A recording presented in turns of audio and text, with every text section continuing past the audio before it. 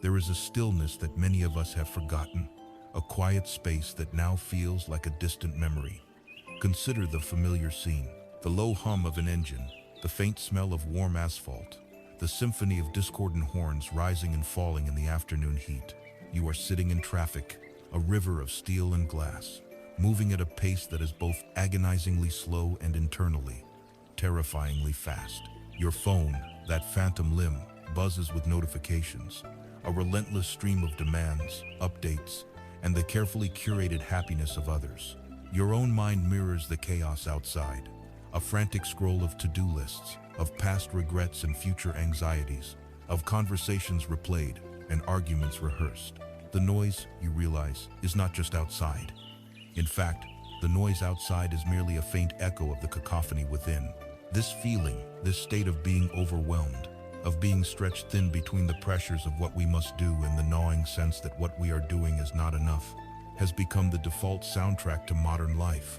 We are told that happiness lies in the next promotion, the next purchase, the next destination, the next relationship. We chase these things with a quiet desperation, only to find that the finish line keeps moving, that the promise of more often leaves a hollow echo once it is attained. We have built an entire world designed to pull our attention outward, and we have become strangers to our own inner landscapes.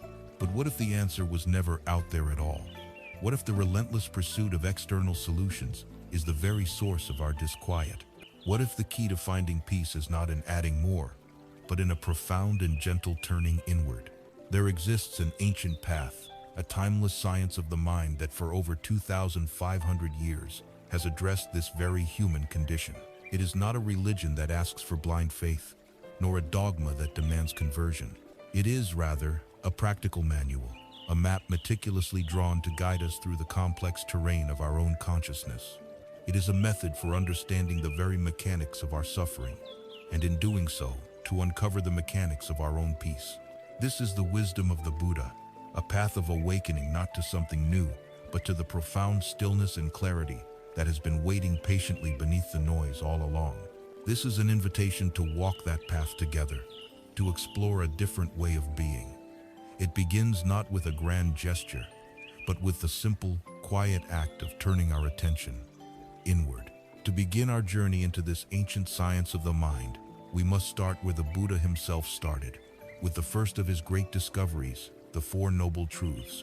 These are not commandments handed down from on high, nor are they articles of faith you are required to believe. They are, instead, best understood as the framework of a master physician. Imagine a doctor of unparalleled skill, one who can diagnose the deepest ailments of the human heart. The first truth is the diagnosis of the condition. The second identifies its cause. The third describes the prognosis, the possibility of a cure. And the fourth lays out the detailed treatment plan. It is a complete system for healing, profound in its simplicity and radical in its honesty. Our first step, then, is the most courageous one. It requires that we stop, that we cease our running and distracting, and that we look directly, with unflinching honesty and gentleness, at the fundamental nature of our own experience. This is the first noble truth, the truth of dukkha. The ancient Pali word dukkha is often translated into English simply as suffering. But this single word is too heavy, too monolithic. It can make the teaching sound pessimistic, as if it is claiming that all of life is nothing but agony and pain. This is a profound misunderstanding. The reality of dukkha is far more subtle, more pervasive, and ultimately more relatable than the word suffering implies. It is better understood as a spectrum of experience, ranging from the acute and obvious to the subtle and barely perceptible. Think of it not as a single note, but as an entire chord that resonates through our existence.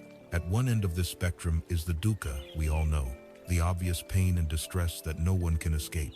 This is called dukkha dukkha, or the pain of pain. It is the headache that throbs behind your eyes after a stressful day. It is the sharp sting of betrayal from a friend. It is the hollow ache in your chest that comes with the loss of a loved one. It is the anxiety of a medical diagnosis, the frustration of a project failing, the quiet desperation of loneliness in a city of millions. This is the raw, undeniable friction of life. It is the sickness, the aging, and the death that are the bookends of every human story. To deny this aspect of life is to deny gravity. It is simply a fact of our existence. But the Buddha's diagnosis did not stop here. He saw deeper. He identified a second, more subtle form of dukkha, one that paradoxically arises from our moments of happiness. This is called viparinama dukkha, the dukkha of change. Think of the most perfect, beautiful day you have ever experienced. A warm afternoon with someone you love, a moment of triumph at work, the sheer beauty of a sunset that stops you in your tracks. These moments are real, they are precious. Yet, even within the sweetness of that joy, is there not a subtle, quiet undercurrent? A subconscious knowledge that this moment, like all others, is fleeting. We try to grasp it, to hold on to it, like trying to hold water in a clenched fist. The tighter we squeeze, the faster it slips through our fingers. The suffering here is not in the happiness itself, but in our attachment to it, and in the inevitable pain that comes when it changes, when it ends. It is the anxiety that lurks beneath pleasure. It is the sadness that colors the end of a wonderful vacation. It is the desperate attempt to recreate a perfect memory, only to find it is never quite the same. This dukkha of change teaches us that even our happiness is unreliable, because its nature is to be impermanent. As long as our peace of mind is dependent on external conditions remaining pleasant and constant, we are building our house on shifting sands. Then, there is the third and most profound level of dukkha, the one that hums quietly in the background of our lives, even when things are going relatively well. This is sankhara dukkha, the dukkha of conditioned existence. It is a fundamental, built-in unsatisfactoriness. It is the feeling of being just slightly out of tune. It is the low-grade, pervasive sense that something is missing. The "is this all there is?" question that can surface on a quiet Sunday evening. This dukkha arises from the very nature of being a self in a world of constant flux. Our bodies, our thoughts, our feelings, our perceptions, they are all processes, not solid things. They are constantly arising and passing away. There is no solid ground to stand on.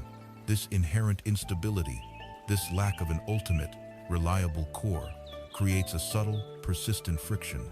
It is the exhaustion that comes from the constant effort of holding ourselves together, of maintaining an identity, of defending our opinions, of propping up a sense of self that is, by its very nature, a dynamic and ever-changing process. This is the baseline dukkha, the hum of the machine of existence itself. To truly understand this universal nature of dukkha, there is no story more powerful than that of Kisa Gotami. She was a young woman in the time of the Buddha, living a happy life, her world revolving around her beloved infant son. Then, tragedy struck. The child fell ill and died. Kisa Gotami was shattered, lost in a grief so profound that it tipped into madness. She refused to accept his death. Clutching the small, cold body, she went from house to house, from person to person, desperately seeking a medicine that could bring him back. Some mocked her, others turned away in pity, but no one could help her. Finally, a wise man saw her immense suffering and directed her to the one person who might understand. He told her to go and see the Buddha. She ran to him, laid the body of her son at his feet, and explained her quest. The Buddha looked at her not with judgment, but with an ocean of compassion. He did not dismiss her. He did not tell her that death was final. Instead, he met her in her world of magical thinking and gave her a task. He said, "There is only one medicine that can help your son. Go into the village and bring me back a single mustard seed. However, there is one condition. The seed must come from a house where no one, not a child, a spouse, a parent, or a servant thus ever died." Filled with a desperate hope, Kisa Gotami rushed to the village. At the first house, she asked for the mustard seed. Of course, the woman of the house said, "We have plenty." As the woman went to get it, Kisa Gotami asked her crucial question. "Has anyone in this house ever known death?" The woman's face fell. "Oh, my dear," she said, "you remind me of my deepest sorrow. The living are few, but the dead are many. Please do not remind me of my grief." Kisa Gotami went to the next house, and the next, and the next. The story was the same at every door. Every family had mustard seeds to spare, but no family was free from the visit of death. One had lost a husband, another a mother, a third a daughter. The faces were different, the homes were different, but the story of loss was a universal language. As the sun began to set, the truth began to dawn in her heart. She was not alone in her pain. Her grief, which had felt so personal, so isolating, was in fact the shared inheritance of all humanity. Every person she met was carrying a similar sorrow. In that moment, her frantic, personal agony began to soften, transforming into a vast, compassionate understanding of the human condition. She took the body of her son to the cremation ground and returned to the Buddha. He looked at her and asked, "Did you bring the mustard seed?" And she replied softly, "The work of the mustard seed is done, my lord. The living are few, but the dead are many." In that moment of profound acceptance, her healing began. She had truly understood the first noble truth. This is why this truth is called noble. Acknowledging dukkha is not a morbid or pessimistic act. It is a noble act of courage and radical honesty. It is like a patient finally admitting to the doctor, "I am unwell." This diagnosis is not the end of the story. It is the essential, compassionate, and necessary beginning. It is the moment we stop fighting with reality. The constant struggle to pretend everything is perfect, to chase fleeting pleasures, and to run from inevitable sorrows is utterly exhausting. The first noble truth is an invitation to finally put that heavy burden down. It is a moment of profound relief. By looking squarely at the nature of our dissatisfaction, we take the first step out of confusion and toward clarity. We acknowledge the landscape as it is, so that we may begin to navigate it with wisdom. We have now faced the diagnosis. We have had the courage to look at the symptom, to name the dis-ease that runs through our lives, from the most jarring pains to the most subtle hum of dissatisfaction. This shared human experience, this dukkha, is the ground upon which our journey begins. And so, an essential question naturally arises. Now that we see it, where does it come from? What is its origin? What is the root cause of this fundamental friction of being? This inquiry leads us directly to the second noble truth. Having had the courage to look squarely at the diagnosis of our shared human condition, the pervasive disquiet known as dukkha, we now arrive at the second stage of the physician's inquiry. A skilled doctor, upon identifying an illness, does not stop there. The next, most critical step is to understand its origin, its etiology. What causes this fever of the mind? What is the source of this deep ache of dissatisfaction? The Buddha's answer to this question is one of the most revolutionary and empowering insights in the history of human thought. He did not point to the will of the gods, to an original sin, or to the random cruelty of fate. Instead, he turned the lens of his awareness inward and discovered that the root of our suffering is not an external agent, but a process that occurs entirely within our own minds. This is the second noble truth, the truth of samudaya, the origin, the arising of dukkha. And at the very heart of this origin, he identified a single, powerful force, a relentless engine that drives the entire cycle of unease. He gave it a name that is best translated as a kind of thirst, a deep and burning craving. The Pali word is tanha. Tanha is the thirst that is never quenched. It is the itch that is never satisfied. It is the background hum of wanting that underlies so much of our waking life. It is the force that propels us out of the present moment, always seeking something else, something more, something different. It is the mind's restless habit of scanning the world and asking, what can I get from this? How can this please me? How can this affirm me? How can this make the discomfort go away? This thirst is not a moral failing. It is a deeply conditioned, primal impulse for survival that has become entangled with our sense of self. It is the fuel for the fire of dukkha. When this thirst is in charge, we are never at rest. We are like ghosts, unable to inhabit the present moment, always grasping for a future that promises relief, a future that, by its very nature, never truly arrives. It's crucial to distinguish this clinging thirst, tanha, from wholesome and natural desires, known in Buddhism as chanda. The desire to eat when you are hungry is a natural, skillful impulse. The desire for the well-being of your family, the desire to learn and grow, the desire for a more just and compassionate world, these are skillful aspirations that lead to positive outcomes. Tanha, however, has a different flavor. It is feverish, addictive, and shadowed by anxiety. It is the difference between enjoying a healthy meal and the obsessive, insatiable craving of a glutton. It is the difference between wanting to be well and a desperate, fearful clinging to youth. Tanha is the hook. Everything else is just the bait. To understand this engine of suffering more clearly, the Buddha described three distinct faces of this thirst, three primary channels through which it operates in our lives. The first, and most obvious, is kama-tanha, the craving for sense pleasures. This is the thirst for agreeable sights, sounds, smells, tastes, and physical sensations. In our modern world, this form of craving has been elevated to an art form. It is the endless scroll through social media feeds, the mind hunting for the next stimulating image, the next jolt of outrage or entertainment. It is the binge watching of a television series, mindlessly consuming one episode after another, chasing the fleeting pleasure of a plot development. It is the constant impulse to upgrade our technology, our wardrobes, our homes, believing that the next acquisition will finally bring lasting satisfaction. It is the pursuit of gourmet foods, exotic vacations, and peak experiences, a relentless hunt for the next sensory high. This craving turns the world into a marketplace of potential pleasures and turns us into restless consumers. The problem is not the pleasure itself. The Buddha was not a Puritan. The problem is the thirst, the clinging, the mistaken belief that these fleeting sensory experiences can ever provide a stable and lasting foundation for our happiness.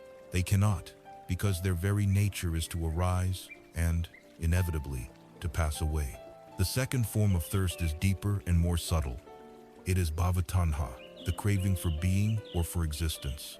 This is not just the basic survival instinct. It is the deep psychological need to be someone, to have a solid, stable, and significant identity. It is the craving for status, fame, and recognition. It is the fierce attachment we have to our roles, a successful professional, a good parent, a talented artist, a righteous person. It is the identity we construct from our achievements, our beliefs, and the stories we tell ourselves about ourselves. This craving for being is what fuels our ambition, but it also fuels our deepest anxieties, the fear of failure, the fear of being insignificant, the terror of being a nobody. It is the constant effort of self-promotion, of managing our image, of ensuring that the world sees us as we wish to be seen. At its deepest level, bhavatanha is the clinging to existence itself, the profound fear of death, and the desire for our personal narrative, our self, to continue on forever. It is the thirst to leave a mark, to build a legacy, to carve our name into the stone of a universe that is fundamentally defined by impermanence. The third form of thirst is the shadow of the second. It is vibhavatanha, the craving for non-being or for annihilation. This is the powerful force of aversion. If craving for being is the pull, this is the push. It is the intense desire to get rid of anything unpleasant. At a simple level, it is the wish for a headache to stop, for an annoying person to go away, or for a difficult task to be over. But it runs much deeper. It is the desperate urge to annihilate an uncomfortable feeling like anxiety, shame, or grief. This is the craving that drives us toward distraction and numbing. When the pain of existence feels too acute, vibhavatanha seeks escape through alcohol, drugs, obsessive work, or any other activity that can silence the mind. It manifests as anger and aggression, which are essentially a violent attempt to destroy the source of our displeasure. It is the voice in our head that says, "I can't stand this." At its most extreme and tragic, the craving for non-being is the desire for self-annihilation, the suicidal ideation that arises from the mistaken belief that the only way to end the suffering is to end the self. It is the ultimate act of aversion, a desperate attempt to escape from the fire of dukkha by throwing oneself into the fire. These three thirsts for pleasure, for being, and for non-being are the puppet masters that pull our strings, keeping us in a state of perpetual restlessness. To see how this mechanism of entrapment works, there is a classic parable. A hunter who wanted to catch monkeys would go into the forest not with a cage, but with a coconut shell containing a piece of fruit and a glob of incredibly sticky sap.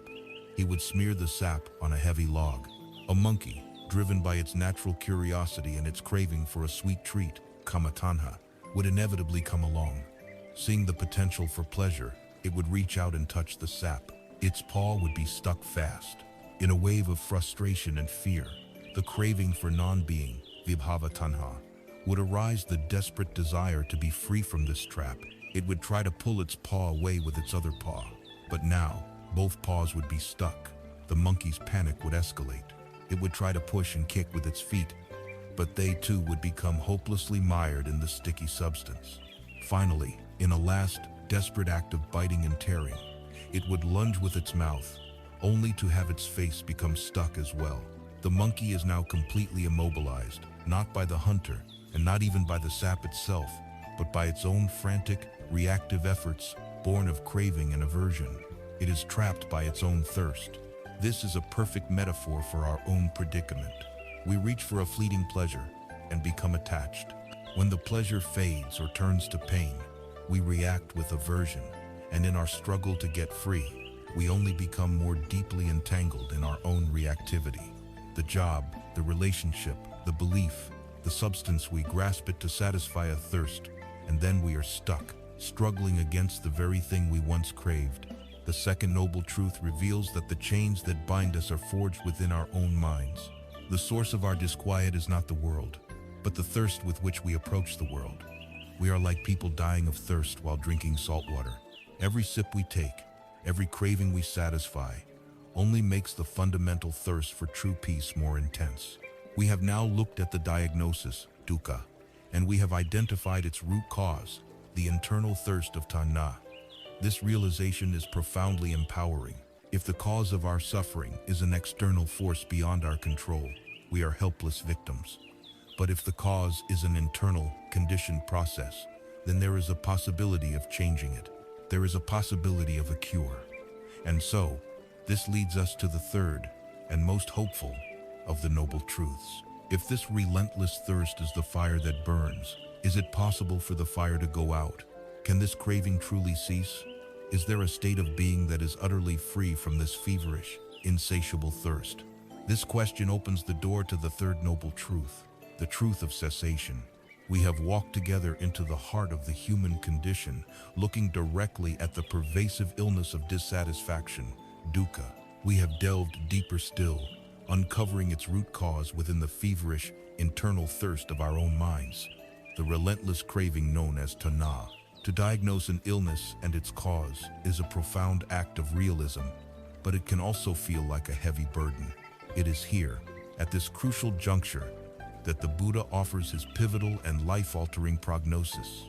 It is here that the master physician, having laid bare the nature of the disease, leans in and tells us, with absolute certainty, that a cure is not only possible, but is the natural state of a mind that is no longer at war with itself.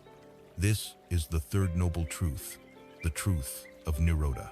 It is the truth of cessation, the astonishing and liberating promise that the fire of suffering can be extinguished, and that a profound and unshakable peace is attainable in this very life. This state of ultimate peace and freedom is known by a word that has been romanticized, commercialized, and profoundly misunderstood in the modern world: nirvana. For many, the word conjures images of a blissful, cloud-filled heaven, a paradise one goes to after death as a reward for a virtuous life.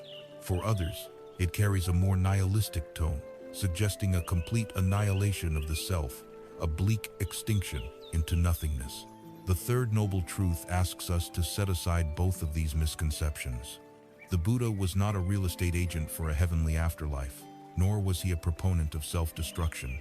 He was a spiritual pragmatist, a scientist of the mind, and his description of nirvana, or nibbana in the original Pali, is far more subtle, immediate, and radical.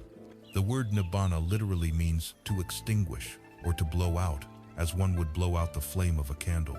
This metaphor of the flame is the master key to understanding the nature of this peace, but it immediately begs the question, what precisely is being extinguished? It is not our life force. It is not our personality, our memories, or our capacity for joy. What is extinguished is the very fuel of our suffering. What is blown out are the three great fires, the three poisons that contaminate the mind and give rise to all forms of dukkha. These are the fires of greed, hatred, and delusion. The first is the fire of greed, or loba. This is the fire of insatiable wanting, the flame of tanha we have already explored. It is the burning desire for more pleasure, more possessions, more status, more life. It is the restless, hungry ghost within us, never satisfied, always grasping. When this fire rages, our mind is a hotbed of agitation, constantly seeking, comparing, and acquiring. The second is the fire of hatred, or aversion, dosa. This is the scorching fire of ill will, anger, resentment, and fear. It is the violent impulse to push away, to punish, to destroy anything that threatens us or displeases us. When this fire burns, our world becomes a battlefield of perceived enemies and threats, and our mind is consumed by bitterness and hostility. The third fire is that of delusion or ignorance, moha. This is a different kind of fire, a thick, smoky, and blinding fire. It is the fundamental confusion about the nature of reality. It is the delusion of a solid, separate, and permanent self. It is the ignorance of the laws of impermanence and cause and effect. This smoky fire is what prevents us from seeing clearly, causing us to stumble through life, continually getting burned by the other two fires of greed and hatred. Nirodha, then, is the state in which these three fires have been completely extinguished. And what remains when fire is gone? Not a black void, but a profound and gentle coolness. Imagine you have been living with a high fever for your entire life. Your skin is hot, your mind is delirious, your body aches, and you are in a state of constant, restless agitation. You have become so used to this state that you believe it is normal. Then, one day, the fever breaks. A gentle, cooling breeze washes over you. Your mind becomes clear and calm for the first time. Your body is at ease. That is the feeling of nibbana.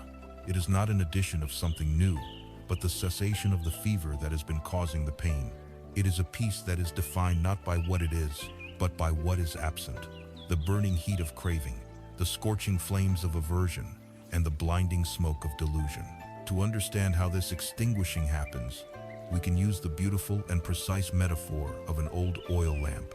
The flickering flame of the lamp represents our experience of dukkha as agitated, unstable, hot, and constantly consuming fuel to exist. The fuel in the lamp's reservoir is tanha, the incessant thirst that we continuously pour into our minds through our wanting and grasping. The wick of the lamp is our clinging to the idea of a solid, separate self, the structure that draws the fuel of craving up to be burned as the fire of suffering. The Buddhist path is not about violently snuffing out the flame with force. Such an act would be one of aversion, just another expression of the three fires. Instead, the path is simply about the wisdom of ceasing to add more fuel. It is about understanding the nature of the lamp so thoroughly that you stop pouring oil into it. When you no longer supply the fuel of craving, and you no longer cling to the wick of a separate self, the flame does not need to be fought. It does not need to be attacked. It simply, gently, and naturally exhausts the fuel that is already present, and then it goes out. And here we must ask the most profound question. When the flame of the lamp goes out, where does it go? Does it travel north, or south, or east, or west? The question itself is nonsensical. The flame doesn't go anywhere. It has simply ceased to manifest because the conditions that supported its existence are no longer present. The flame is unmanifest, unbound. This is nibbana. It is the cessation of suffering because the conditions that support suffering have been removed from the mind. This reveals the most crucial quality of this peace. It is an unconditioned state. The happiness we normally pursue in the world is always conditioned. It depends on things being a certain way. We are happy if we get the promotion, if our partner loves us, if we are healthy, if we get the praise we seek. Because all these conditions are impermanent, this kind of happiness is fragile and unreliable. It is the suffering of change, viparinama dukkha. The peace of nibbana, however, is unconditioned. It does not depend on anything. It is not contingent on health, or wealth, or relationships, or circumstances. It is an intrinsic, unshakable peace that arises from within when the inner causes of turmoil have been pacified. It is a peace that can be experienced right in the midst of life's inevitable storms, a quiet stillness at the center of the turning wheel. The third noble truth, therefore, is the great promise of liberation. It is freedom from our endless servitude to the push and pull of craving and aversion. It is the end of the exhausting, lifelong project of defending a fragile and illusory self. It is the freedom to finally respond to life with wisdom, clarity, and boundless compassion, rather than with blind, conditioned reaction. Buddhist texts often speak of this shore and the other shore. We live on this shore, tossed about by the chaotic waves of gain and loss, praise and blame, pleasure and pain, birth and death. The third noble truth tells us that there is another shore, a shore of safety, stability, and perfect peace, and that it is reachable. The physician has now laid out the full picture. We have seen the diagnosis of the illness, dukkha. We have understood its internal cause, tanha. And now, we have been given the stunning prognosis. A complete cure, a state of ultimate health known as nirodha, is possible. The final and most intensely practical question now hangs in the air, filled with a new and potent hope. What is the medicine? What is the prescription? What is the precise, step-by-step path we must walk to travel from this shore of suffering to the other shore of peace? This question leads us directly to the Buddha's final and most comprehensive teaching, the fourth noble truth, the blueprint for liberation, the Noble Eightfold Path. We have now traveled through the foundational insights of the Buddha's diagnosis of the human condition. We have looked with courage at the existence of dukkha, the pervasive unsatisfactoriness of life. We have uncovered its root within our own minds, in the burning thirst of tanha, or craving, and we have been given the most profound and hopeful prognosis imaginable, that this thirst can cease, and a state of ultimate, unshakable peace called nirodha is an attainable reality. A complete understanding of our illness, its cause, and the possibility of a cure is now in our hands. And so, we arrive at the final, most crucial stage of the physician's consultation. We arrive at the prescription. We ask the ultimate practical question, how? How do we walk the path from the shore of suffering to the shore of peace? What is the medicine we must take? The answer to this is the fourth noble truth, the truth of the path, or magga.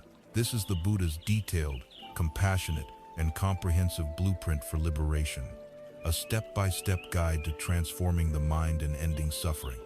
It is known as the Noble Eightfold Path. Before we explore its 8 components, it is essential to understand the spirit in which this path is offered. It is a middle way. During his own spiritual search, the Buddha experimented with the 2 great extremes of human seeking.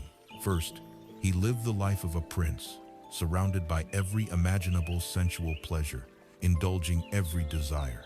He discovered that this path only fueled the flames of craving, leading to a subtle but profound sense of hollowness and dependence on fleeting delights. Then, he abandoned the palace and swung to the other extreme, becoming a wandering ascetic. He practiced severe self-mortification, fasting until he was skeletal, pushing his body to the very brink of death, believing that punishing the flesh would purify the spirit. He found that this path was equally fruitless. It merely weakened his body and agitated his mind, making clarity and insight impossible. Rejecting both of these dead ends, he discovered the middle Vaya path of sublime balance, one that avoids the trap of sensual indulgence and the violence of self-denial. The Noble Eightfold Path is this middle way.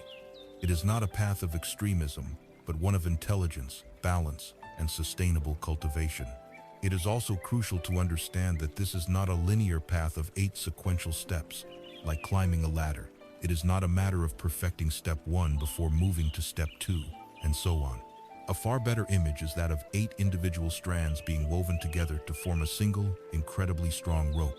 Each strand is essential, and each one supports and strengthens all the others. They are to be cultivated simultaneously, each one informing and deepening the practice of the others. To make this interconnectedness easier to grasp, the 8 factors are traditionally grouped into 3 fundamental categories, known as the 3 higher trainings: the training in wisdom, the training in ethical conduct, and the training in mental discipline. The first training is in higher wisdom, or panya. This is the guiding intelligence of the path. It is the compass and the map. It gives us our direction and ensures we understand the landscape we are traveling through.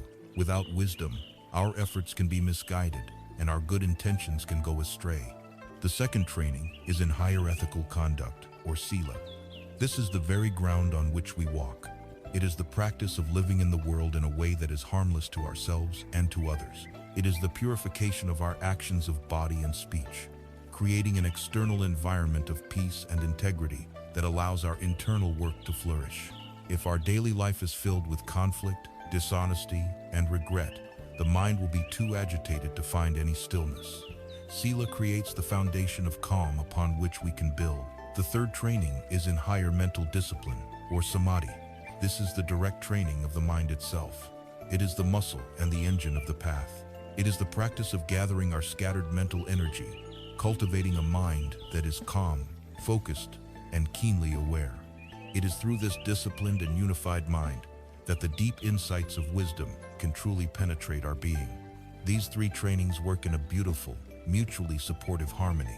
A foundation of ethical conduct, sila, prevents the mind from being disturbed by guilt and remorse, allowing for the development of mental discipline, samadhi.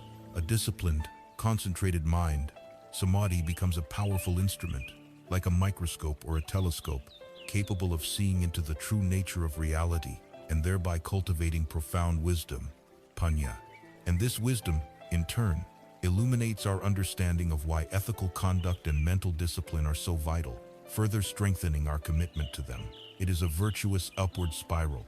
Within this framework of the three trainings lie the 8 factors of the path itself. Let us briefly look at each one as a preview of the journey ahead. Within the training of wisdom, panya, we find the first 2 factors. 1. Right view. This is the foundation of the entire path. It is seeing reality as it truly is, understanding the 4 noble truths, and recognizing the nature of impermanence, dissatisfaction, and not self. It is having the correct map. 2. Right intention. This is the compass of the heart. It is the conscious cultivation of motivations that are aligned with wisdom, the intention of renunciation or letting go, the intention of loving, kindness, and the intention of compassion. Within the training of ethical conduct, sila, we find the next 3 factors. 3. Right speech. This is the practice of using our words to create peace and understanding. It means abstaining from lying, divisive speech, harsh or abusive language, and idle chatter, and instead speaking truthfully, kindly, and for the benefit of all. 4. Right action. This is the embodiment of our compassion in our deeds. It involves refraining from harming living beings, from taking what is not given, and from sexual misconduct. It is living a life of integrity and non-violence. 5. Right livelihood. This is the practice of engaging in work that is honorable and does not cause harm to others. It means avoiding professions based on deception, exploitation, or the trading of weapons, poisons, or intoxicants. Finally, within the training of mental discipline, samadhi, we find the last 3 factors. 6. Right effort. This is the joyful and balanced application of our energy. It is the art of skillfully preventing unwholesome states from arising, abandoning those that have arisen, cultivating wholesome states that have not yet arisen, and maintaining those that are already present. 7. Right mindfulness. This is the heart of meditative awareness. It is the practice of maintaining a clear, non-judgmental attention on our experience in the present momentum, our body, our feelings, our mind states, and the nature of reality itself. 8. Right concentration. This is the ability to unify the mind. It is the practice of gathering all of our scattered mental energies and focusing them on a single point, leading to states of profound stillness, joy, and clarity, which become the powerful basis for transformative insight. This path, in its completeness, is a tool for liberation. The Buddha offered a powerful parable to illustrate this. A man found himself standing on the bank of a vast and dangerous river, representing the endless cycle of suffering. The far shore, peaceful and safe, was his goal, nibbana. There was no bridge and no ferry. Instead of despairing, the man resourcefully gathered reeds, sticks, branches, and vines from his own shore. With diligence and skill, he bound them together and constructed a sturdy raft. This raft is the noble eightfold path. Using the raft, he paddled with great effort, navigated the treacherous currents, and arrived safely on the other shore. Now, standing on the firm ground of liberation. What would a wise person do? Would he say to himself, "This raft has been so very useful to me. I must hoist it upon my shoulders and carry it with me for the rest of my journey on dry land"? Of course not. That would be a foolish and unnecessary burden. A wise person, full of gratitude, would leave the raft at the water's edge, perhaps for another traveler to use. The path is the raft. It is the most precious and effective tool imaginable for crossing the river of suffering. It is not, however, a dogma to be clung to, an identity to be worshipped, or a burden to be carried forever. It is a practical, pragmatic, and liberating means to a sublime end. And so, with our raft now assembled before us, our blueprint for liberation laid out, we are ready to take the first step of this profound journey. We begin where all true understanding must begin, with learning to see. We begin with the first and most foundational element of the path, the guiding light for all that follows. We begin with right view. We stand now at the beginning of the path itself, the practical, tangible method for walking out of the wilderness of suffering and into the clearing of peace. This is the noble eightfold path, the great raft designed to carry us to the other shore. And like any great journey, the first and most essential element we must secure is our sense of direction. Before we take a single step, we must know where we are going. We must have a clear view of the landscape and our destination. This is the role of the first factor of the path, right view. It is the guiding star for the navigator, the architect's blueprint for the building, the rudder that steers the ship. It is the foundation upon which all else is built. The Pali term is samma dittai. Samma means right, perfect, or wholesome. Dittahi means view, perspective, or the way we see things. It is placed first for a simple reason. Our view of reality determines everything that follows. Our view shapes our intentions. Our intentions shape our speech and our actions. Our actions shape our lives. If our fundamental view is distorted, then our entire journey will be misguided, no matter how sincere our efforts. To understand the necessity of a right view, we must first acknowledge that our ordinary default perspective is, by its very nature, a wrong view, or mikadittiti. We do not see the world as it is. We see the world as we are. We peer out from behind our eyes, through a lens that is profoundly distorted, a lens that has been ground and colored by a lifetime of conditioning, and more fundamentally, by the three great poisons of the mind. We see the world through the lens of greed, constantly scanning our environment for what we can get, what will please us, what will enhance our sense of self. We see the world through the lens of aversion, constantly on guard against what threatens us, what displeases us, what we must push away or destroy. And most pervasively, we see the world through the thick, smoky lens of delusion, a fundamental ignorance of how things truly are. We project permanence onto things that are fleeting. We seek lasting happiness in experiences that are inherently unreliable. And we superimpose the idea of a solid, separate, unchanging me onto a dynamic process that is in constant flux. Living with this distorted view is like trying to navigate a treacherous coastline using a map that is full of errors. We are bound to run aground. We make poor choices, we react out of fear and desire, and we are perpetually confused as to why our pursuit of happiness so often leads to suffering.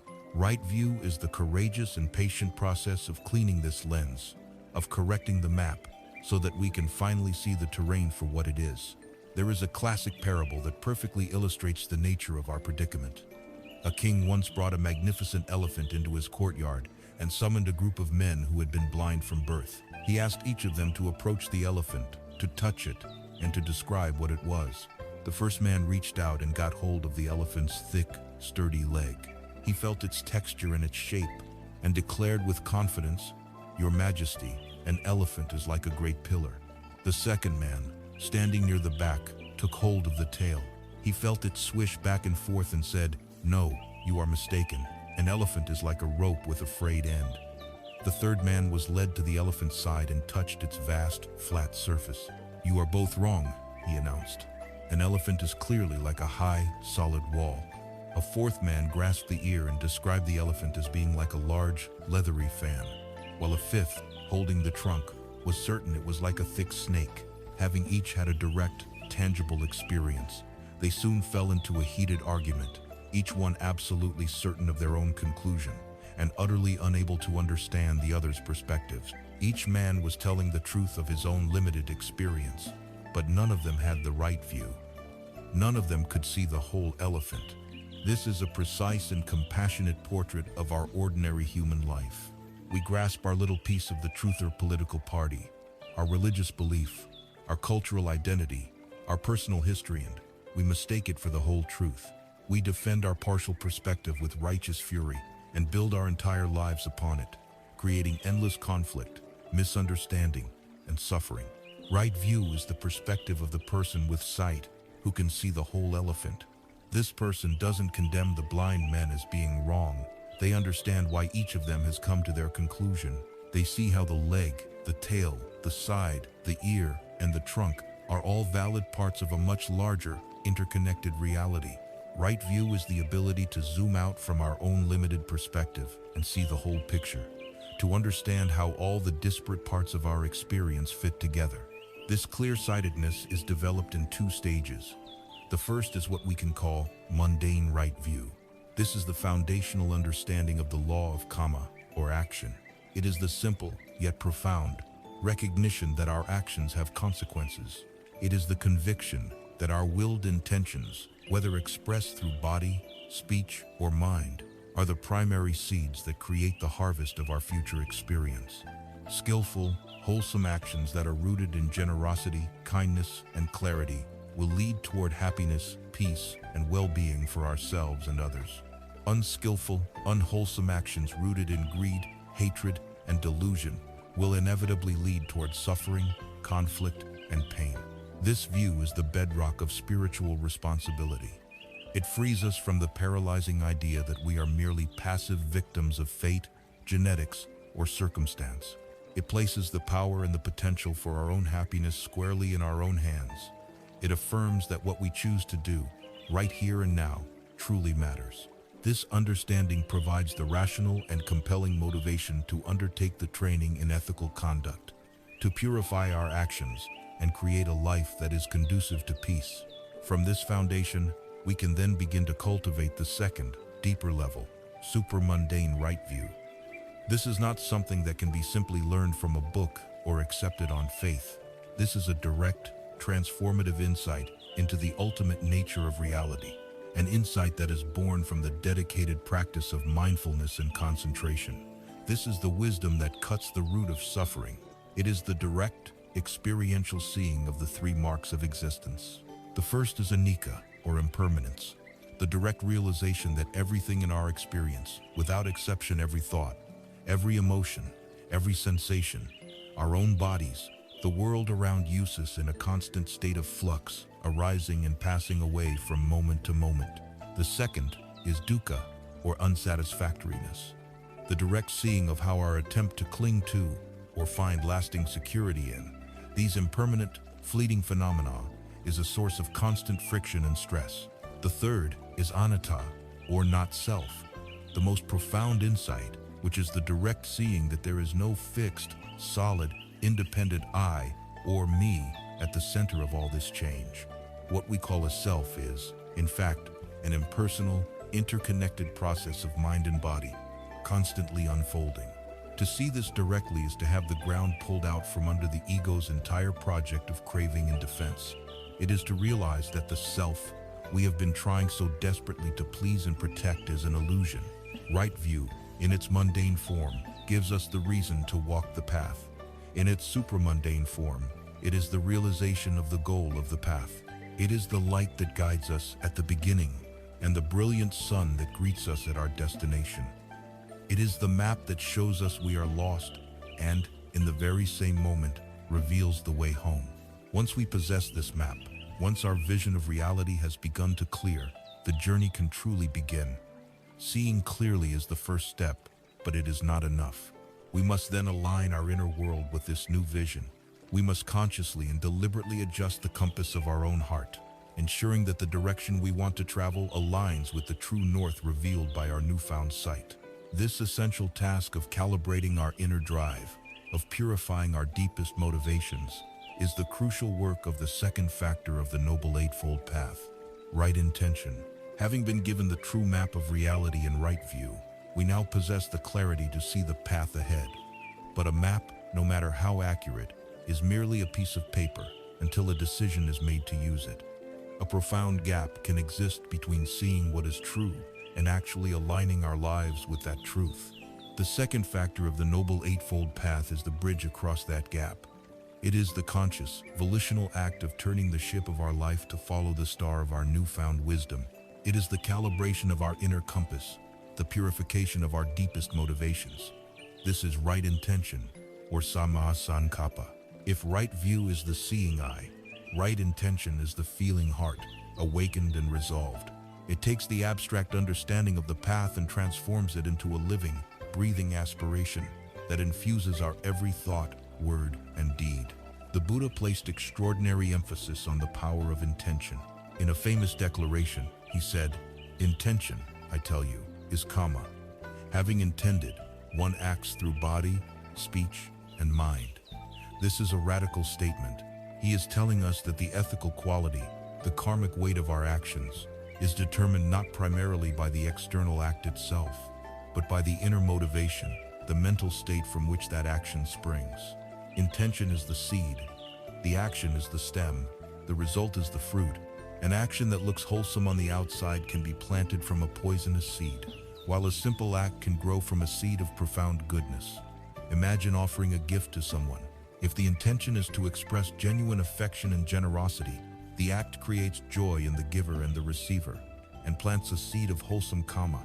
But if the very same gift is given with the intention of making the other person feel indebted, of manipulating them, or of showing off one's own wealth, then the act, though outwardly identical, is planted from the poisonous seed of ego and craving. It creates a subtle tension in the exchange and plants an unwholesome seed in the mind of the giver. The universe does not judge our actions by their appearance, but by the quality of the heart from which they arise. Our intention is the invisible rudder that steers us, moment by moment, toward greater suffering or greater freedom. To understand this primacy of intention, consider the tale of two wealthy friends who both decided to undertake a great and meritorious deed, the building of a beautiful temple for their community. From the outside, their actions appeared identical. Both men spent the same amount of money, hired the same architects, and oversaw the construction of two equally magnificent structures. The first builder, however, was driven by the thirst for fame and recognition. As he worked, his mind was filled with visions of his own glory. He imagined his name inscribed on a great plaque. He pictured the townspeople praising his piety and generosity. He fantasized about the heavenly rewards he would surely receive. Every brick that was laid was, for him, another stone in the monument to his own ego. His intention was rooted in craving and self-aggrandizement. Consequently, his process was filled with anxiety. He worried constantly about his reputation. He grew angry at delays, and he felt competitive and jealous. His great act of giving was, in reality, a stressful act of getting. The second builder was moved by a different spirit entirely. His intention was one of pure, selfless service. As he oversaw the work, his mind was filled with visions of the community. He imagined people taking shelter from the rain inside the temple's peaceful walls. He pictured them finding solace from their sorrows, listening to teachings that would bring clarity to their minds and peace to their hearts. He felt a simple, uncomplicated joy in the act of providing something of benefit to others, with absolutely no thought for his own name or reputation.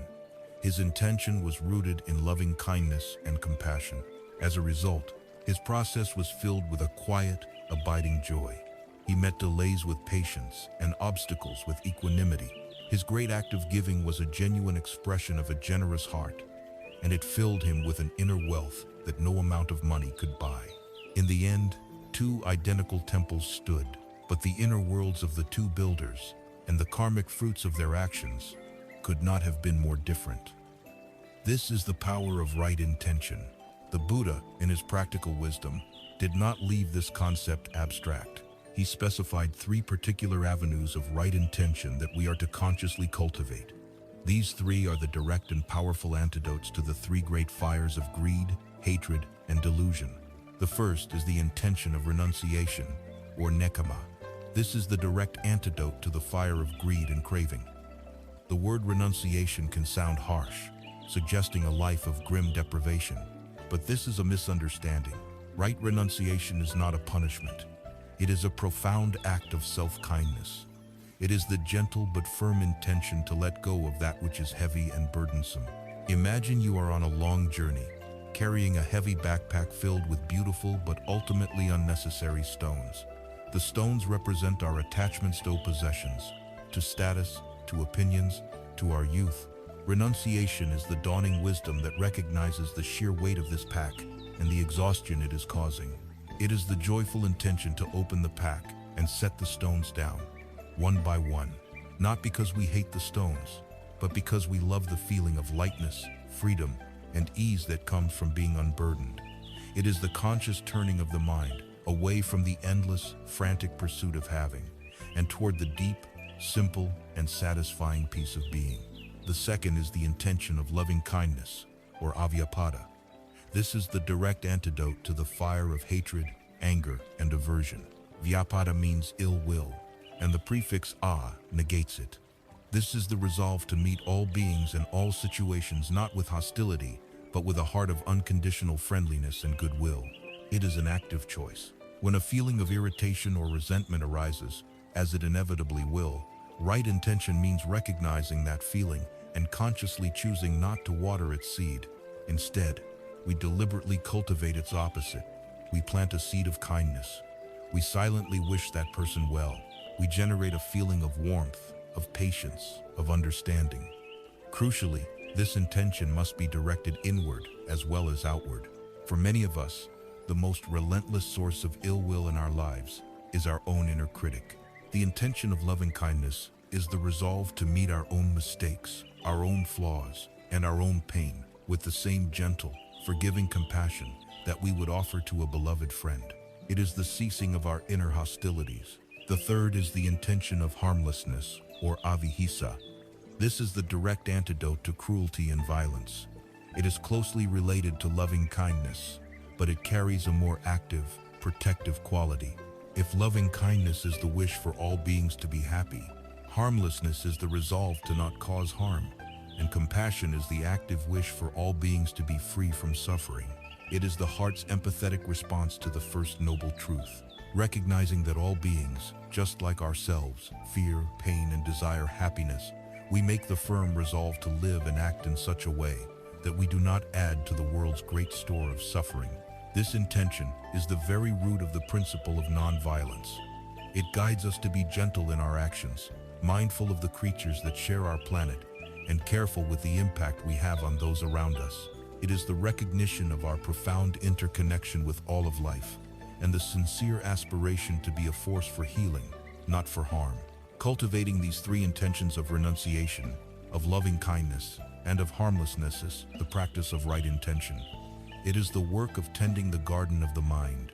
It is about becoming intimately aware of the thoughts that arise and making a conscious choice. Which seeds will I water today? Will I water the weeds of greed, ill will, and cruelty? Or will I nourish the beautiful flowers of generosity, kindness, and compassion? With our view of reality clarified by the right map and our heart's compass now calibrated by right intention, the inner work of wisdom has set our course. We are now prepared to let this inner alignment manifest in the world. The journey moves from the internal realm of seeing and intending to the external realm of doing and interacting.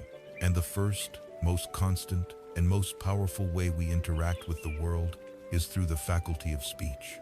This brings us to the next factor of the path, the beginning of the training in ethical conduct, right speech. Having oriented ourselves with the true map of right view, and having calibrated our inner compass with the pure motivations of right intention, we are now ready to take our first steps on the path of ethical living. The training in wisdom has prepared our mind and heart.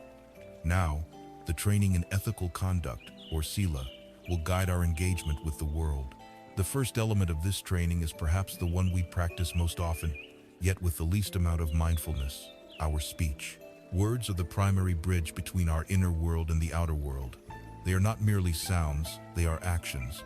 With our words, we can build worlds of trust, understanding, and affection.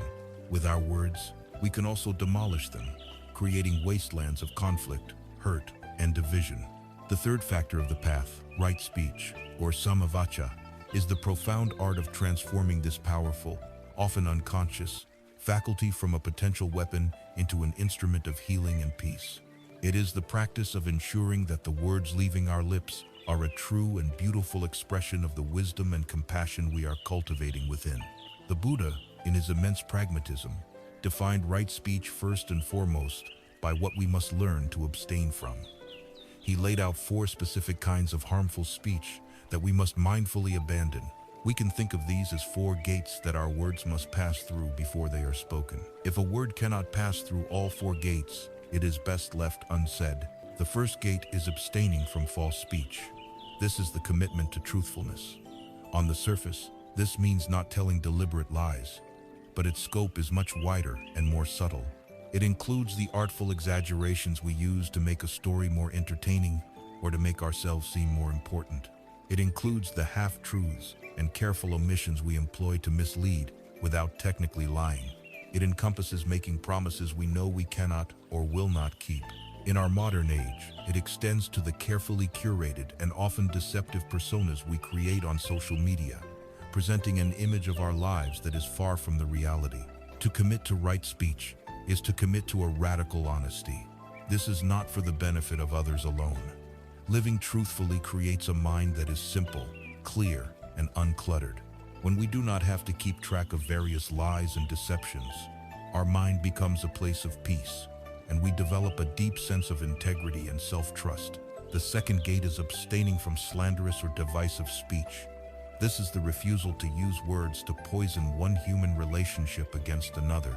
It is the abandonment of gossip, backbiting, and rumor-mongering. It is the conscious choice not to speak ill of one person to another, especially behind their back. When we engage in this kind of speech, we may feel a temporary, perverse pleasurous sense of being in the know, or a feeling of superiority. But we are actively sowing the seeds of discord and suspicion in our community, creating an environment of mistrust. Furthermore, we are poisoning our own mind. We are training it to look for faults, to judge, and to find a cheap satisfaction in the misfortune or flaws of others. To abstain from divisive speech is to commit to being a force for harmony. It is to resolve that when we speak of others, our words will be those that encourage understanding and reconciliation, not conflict. The third gate is abstaining from harsh or abusive speech. This is the commitment to gentleness. Harsh speech includes the obvious forms: yelling, cursing, insults, and threats. These are verbal weapons designed to wound and intimidate, but it also includes the more insidious forms of verbal violence: biting sarcasm, cruel jokes at another's expense, belittling or condescending language, and a passive-aggressive tone. Right speech invites us to sheathe these verbal swords. It asks us to cultivate a way of communicating that is consistently kind, courteous, and respectful, even when we disagree, even when we are angry, even when we must deliver difficult news. It is the understanding that every person is worthy of dignity, and that using our words to strip someone of that dignity is an act of violence that harms both them and ourselves, hardening our own heart in the process. The fourth and final gate is abstaining from idle or useless chatter. This is the commitment to purposeful communication. This does not mean we must be somber and silent at all times. Joyful, lighthearted conversation has its place. Idle chatter, however, is the endless stream of meaningless talk that serves no purpose other than to fill silence or to dissipate our mental energy.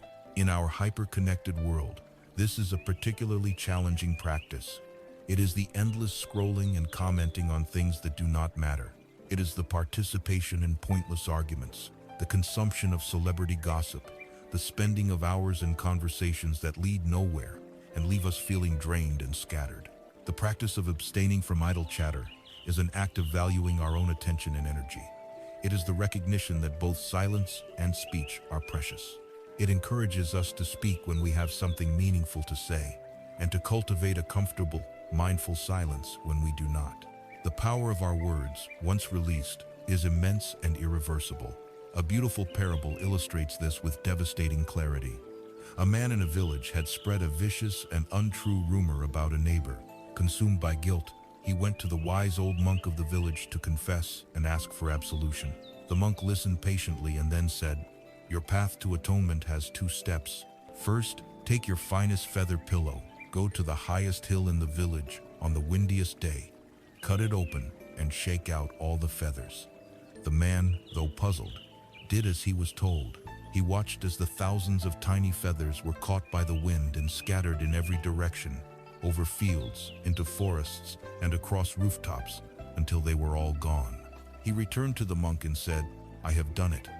The monk nodded and said, "Now, for the second step. Go and collect every single one of those feathers and put them back in the pillow." The man was aghast. "But that's impossible," he cried. "I could never find them all.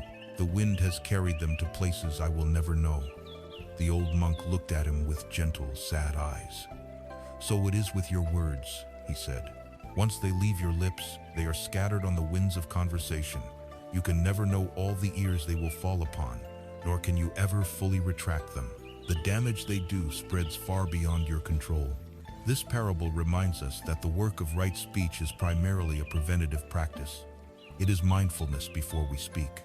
It is the cultivation of a wholesome hesitation. While abstaining from these 4 forms of harmful speech is the foundation, the practice also involves actively cultivating their positive opposites. Right speech is truthful, it is kind and gentle, it is useful and beneficial, and it is spoken at the right time. A wise filter to apply before speaking is to ask ourselves these questions. Is what I am about to say true? Is it kind? Is it helpful? Is this the right time for it to be said? If the answer to any of these is no, then noble silence is often the most skillful and compassionate response. This noble silence is not empty or awkward. It is a rich, attentive presence. It is the practice of deep, non-judgmental listening, which is often the greatest gift we can offer another person. By learning to listen, we create a space for others to find their own clarity, a space of healing that our own clumsy words might have only cluttered. By committing to this practice, we transform our speech from an unconscious habit into a conscious, compassionate art form. We purify the most common and powerful way we connect with the world around us. Our words cease to be a source of conflict and begin to be a source of peace. Having begun to align our communication with our deepest intentions, the path of ethical conduct now invites us to bring this same quality of mindfulness to our physical presence in the world. For our integrity to be whole, our actions must be in perfect harmony with our words. This brings us to the next vital strand in the rope of the path, right action. Having brought the light of mindfulness to our speech, transforming it from a source of conflict into an instrument of peace, the path of ethical conduct now asks us to widen our scope. For our lives to have true integrity, our physical actions must be in perfect harmony with our words. Our deeds are our intentions made visible, our philosophy written in the language of the physical world. This is the domain of the 4th factor of the path, right action, or samakamanta. It is the practice of embodying our wisdom and compassion, of ensuring that our presence in the world is one of safety, trust, and care. Like right speech, this is not a set of rigid, externally imposed commandments. Rather, it is a series of profound psychological guidelines designed to protect others from harm and to protect our own minds from the poisons of guilt, remorse, and agitation, thereby creating the serene inner landscape necessary for deeper wisdom to grow. The Buddha, with his characteristic clarity, defined right action by outlining 3 fundamental areas of conduct we are to mindfully refrain from. These can be seen as the 3 great pillars of a life lived with integrity. The first and most foundational pillar is abstaining from the taking of life. This is the core principle of ahimsa, or non-harming, in its most direct and unmistakable form. At its most basic level, it means refraining from the intentional killing of any living being, from a human down to the smallest insect. This principle arises directly from a compassionate understanding of the first noble truth. When we truly recognize that all beings, just like ourselves, experience suffering, fear, pain, and cherish their own existence, the intention to violently extinguish that existence becomes unthinkable. This practice, however, extends beyond the mere act of not killing. It is the active cultivation of a deep and abiding reverence for all life. It encourages an attitude of gentleness, of protection, and of care. While individuals may interpret this principle differently, leading some to vegetarianism, some to pacifism, some to environmental activism, core intention remains the same: to be a protector of life, not a destroyer of it. The second pillar of right action is abstaining from taking what is not given. This is the principle of radical honesty and respect for others' property. The most obvious meaning is to refrain from stealing, from taking what rightfully belongs to another. But the practice goes far deeper than avoiding shoplifting or burglary. It encompasses all forms of dishonesty in our material dealings. It means not cheating on our taxes, not padding an expense report, not taking office supplies for personal use. It means respecting intellectual property and not pirating software, music, or films. It means dealing fairly in business, not exploiting customers or employees. It means returning what we have borrowed and paying our debts in a timely manner. To practice this precept is to commit to a life of complete trustworthiness. When we are honest in all our dealings, we build a world of trust around us, and more importantly, we cultivate a deep and unshakable trust in ourselves. Our mind is not burdened by the fear of being caught or the complexities of deception. It becomes straightforward, calm, and clear. The third pillar is abstaining from sexual misconduct. This is perhaps the most misinterpreted of the precepts, often mistaken for a puritanical rejection of sexuality. The Buddha's guidance here was not about condemning sexuality, but about ensuring that it is not a source of suffering for oneself or for others. It is a call to bring mindfulness, kindness, and responsibility into our intimate lives. Sexual misconduct, at its core, is any sexual act that causes harm. This includes adultery, which breaks a sacred trust and causes immense pain to others. It includes any form of sexual exploitation or coercion, where one person uses their power or position to take advantage of another.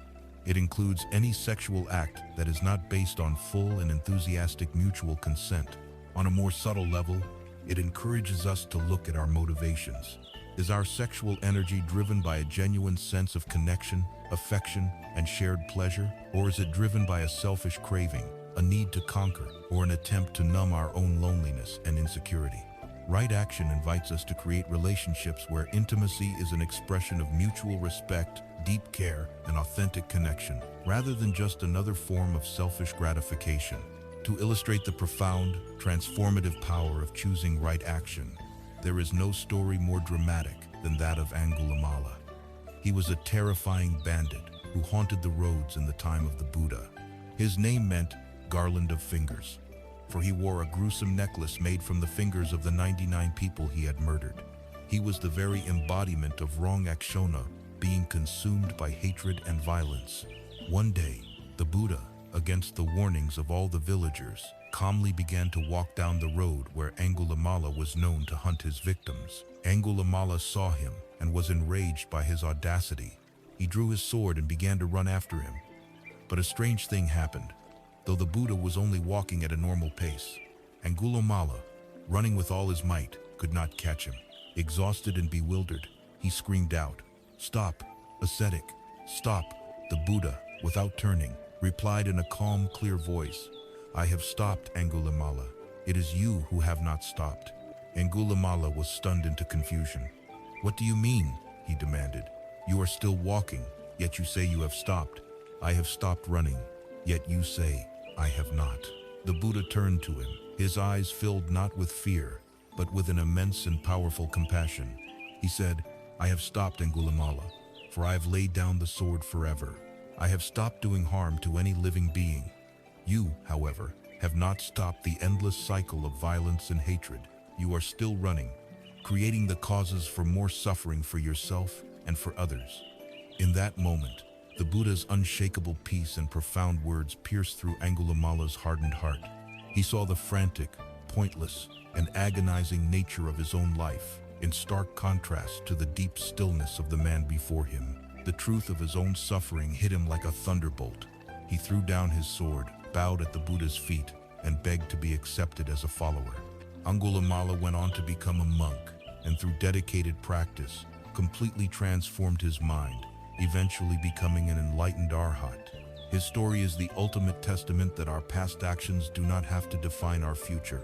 The choice to stop the momentum of harm and to begin the path of right action is available to every single one of us, in every single moment. The practice of right action is not, however, merely about abstaining from the negative. It is also about the joyful cultivation of the positive. The true opposite of taking life is not just avoiding killing. It is the active practice of protecting and nurturing life.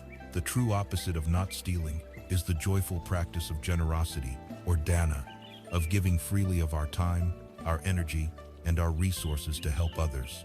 The true opposite of sexual misconduct is the cultivation of relationships based on faithfulness, deep respect, and a love that seeks to nurture the well-being of the other person.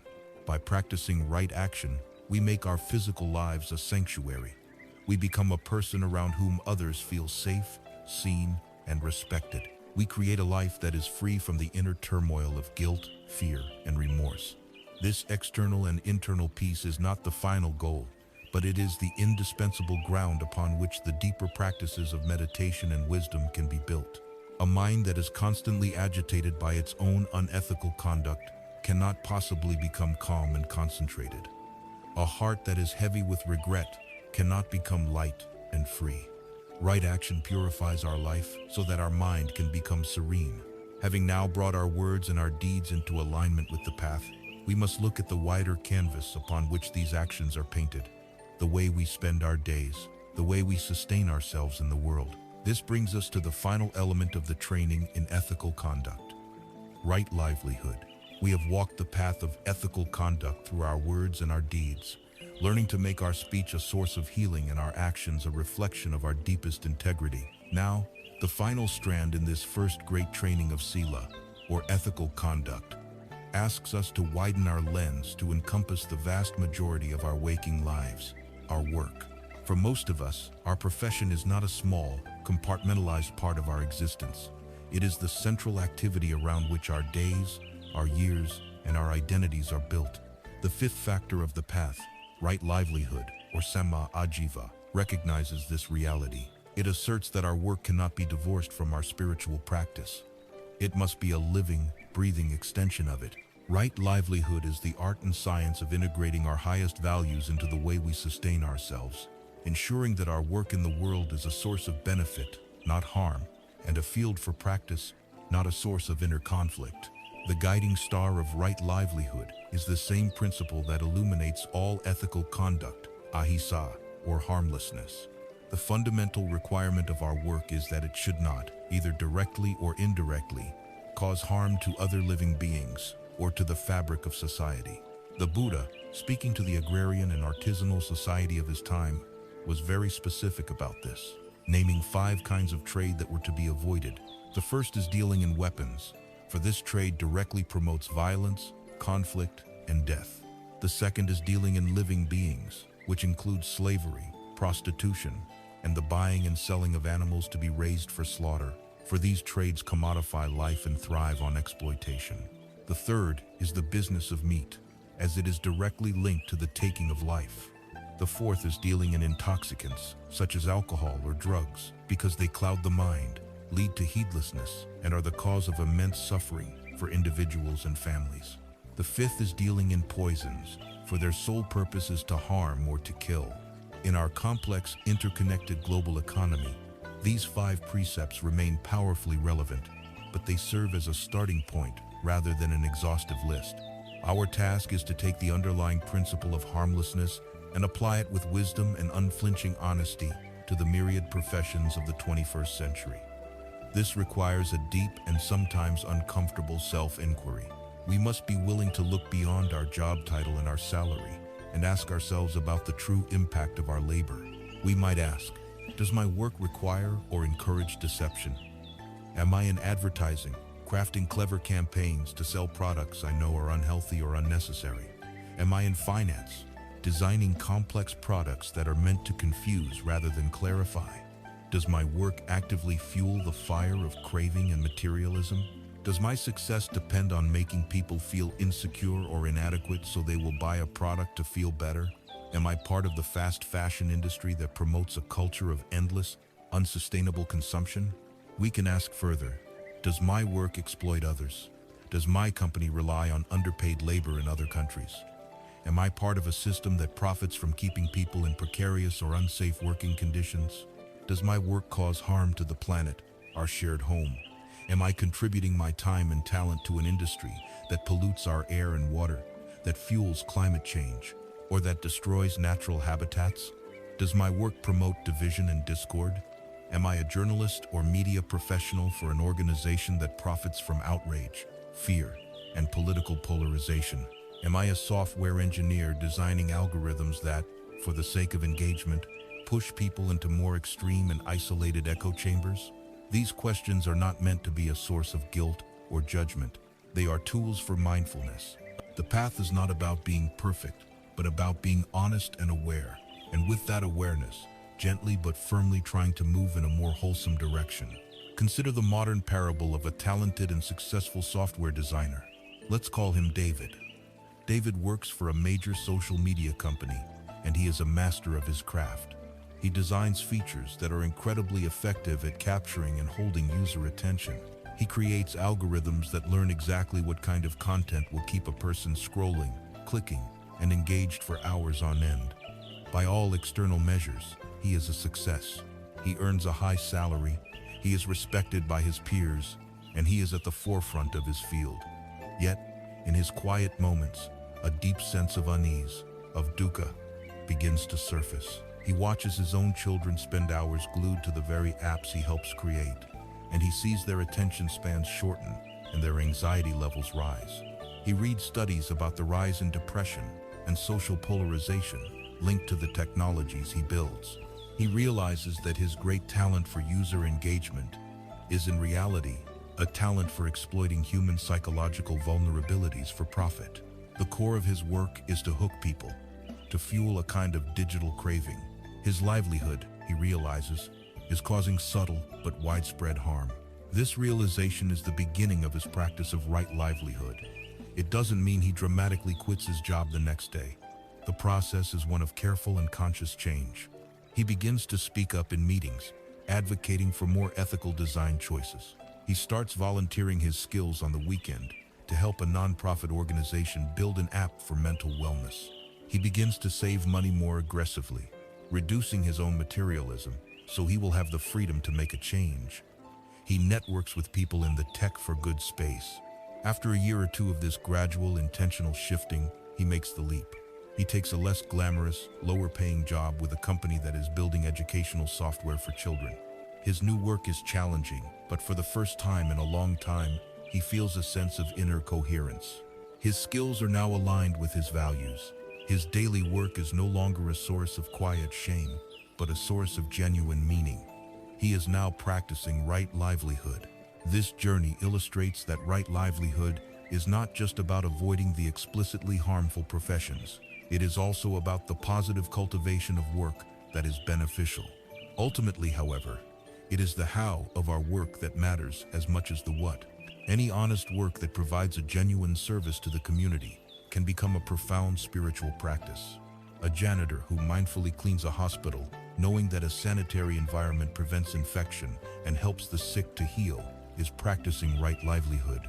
A teacher who patiently works with a struggling student, seeing that child's potential and offering them the tools of knowledge, is practicing right livelihood. A carpenter who builds a sturdy, beautiful table with care and integrity, intending for it to be a gathering place for a family for many years, is practicing right livelihood. When our work is done with mindfulness, with an intention to serve, with integrity, and with kindness, it ceases to be a mere job and becomes a calling. With right livelihood, we complete the threefold training in Sila. Through right speech, right action, and right livelihood, we have created a life of external integrity and non-harming. We have built a strong, stable, and peaceful foundation for ourselves.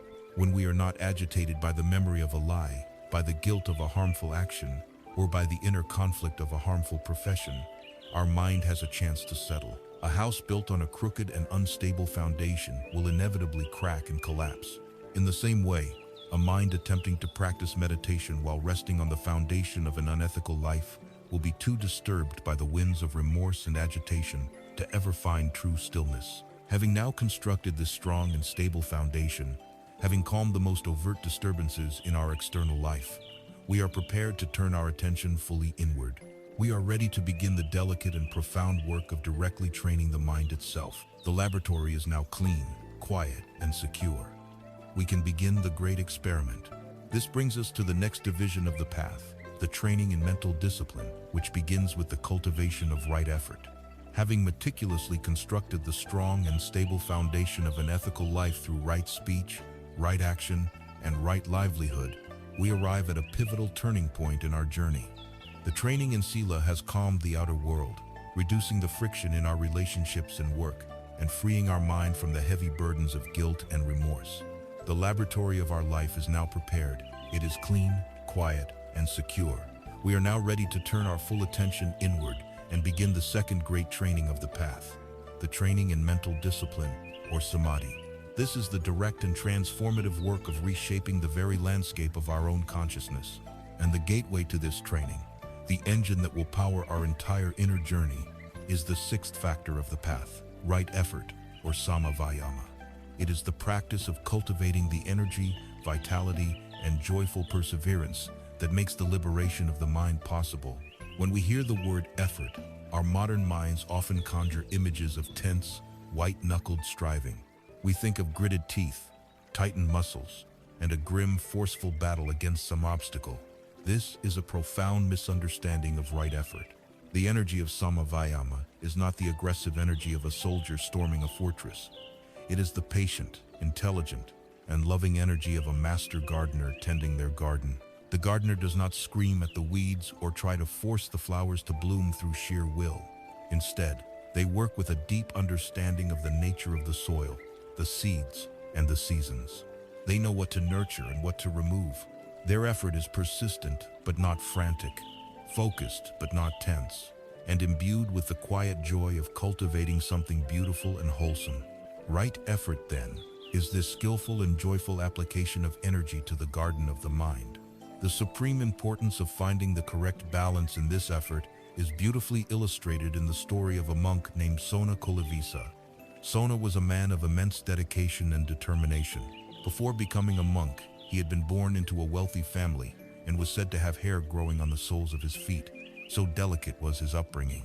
Inspired by the Buddhist teaching, he threw himself into the practice with a fierce, unrelenting intensity.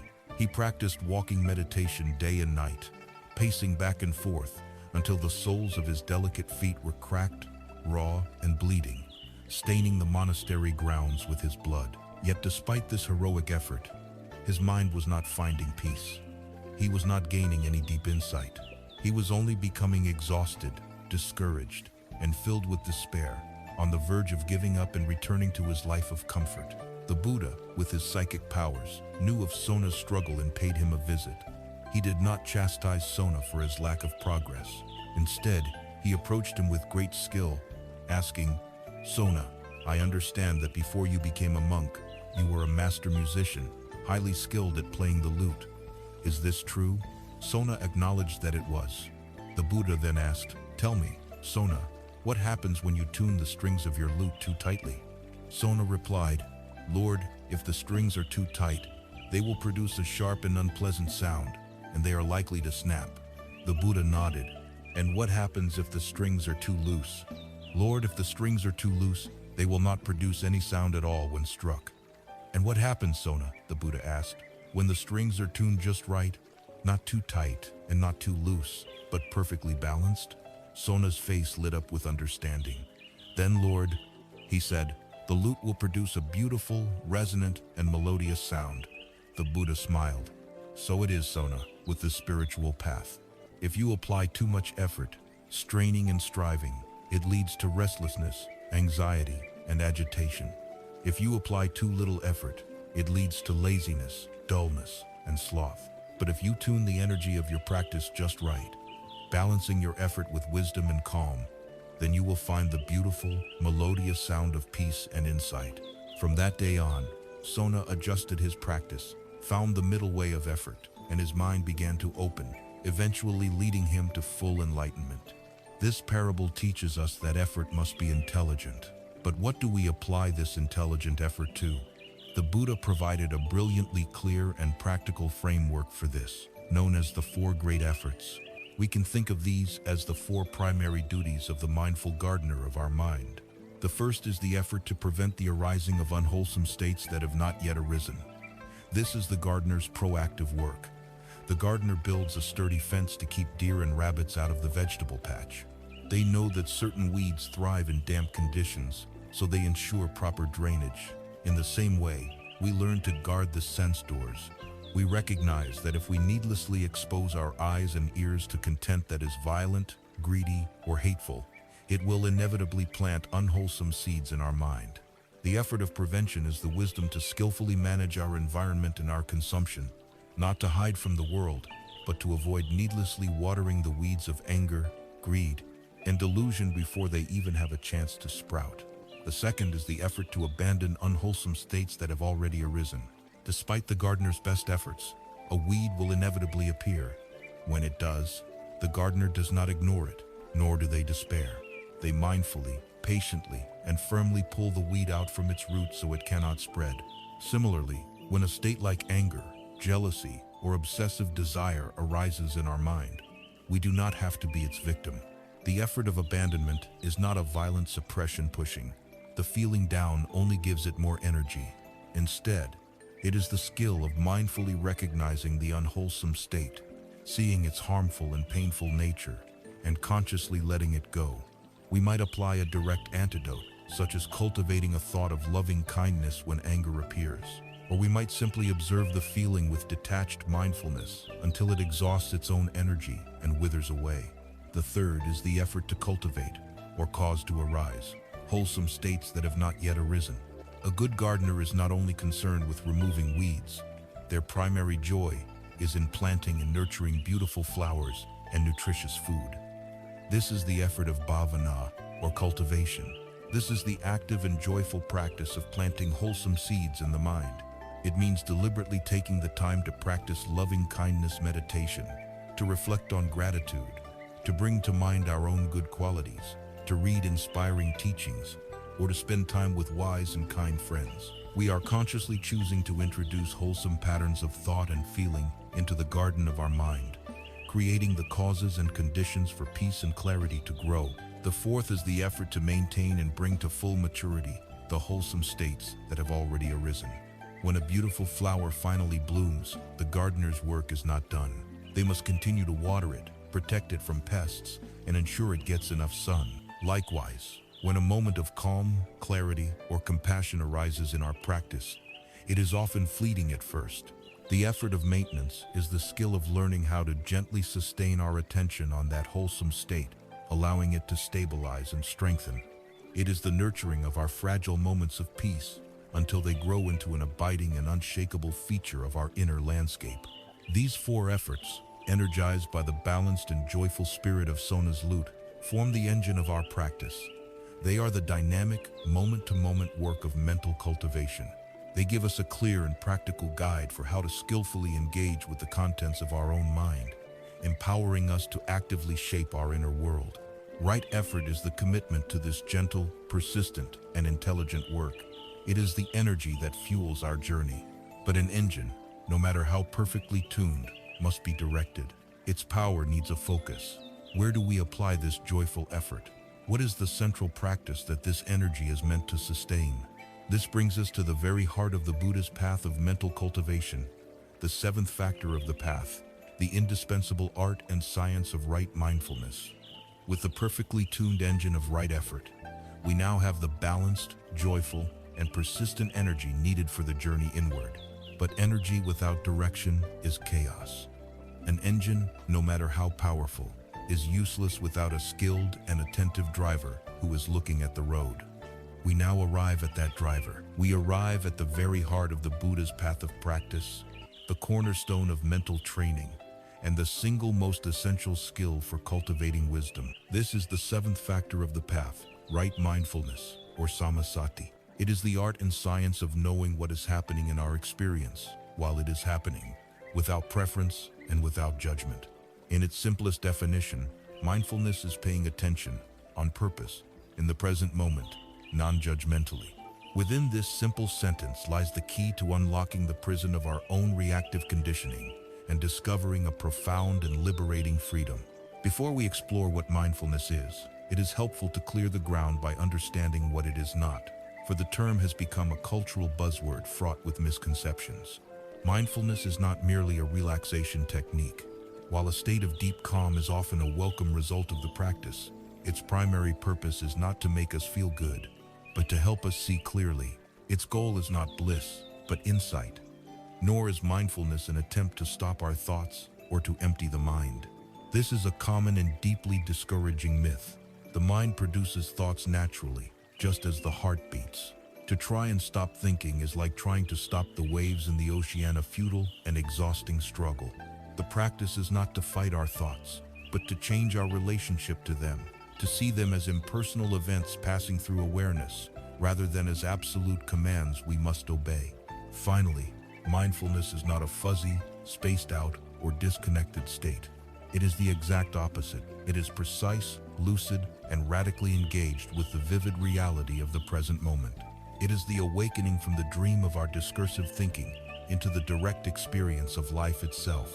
To guide us in this awakening, the Buddha laid out a comprehensive and brilliant system of training known as the 4 foundations of mindfulness.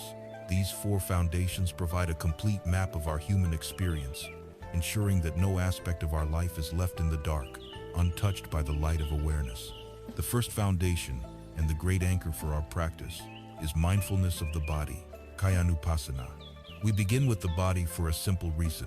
It is always, undeniably, in the present moment. Our mind can wander to the distant past or the imaginary future, but our body is always right here, right now. The most common way to practice this is through mindfulness of breathing. We rest our attention on the simple, physical sensations of the breath as it enters and leaves the body, the feeling at the tip of the nostrils, or the gentle rise and fall of the abdomen.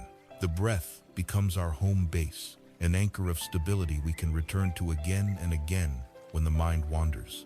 This foundation also includes awareness of our body's posture, knowing when we are sitting, standing, walking, or lying down.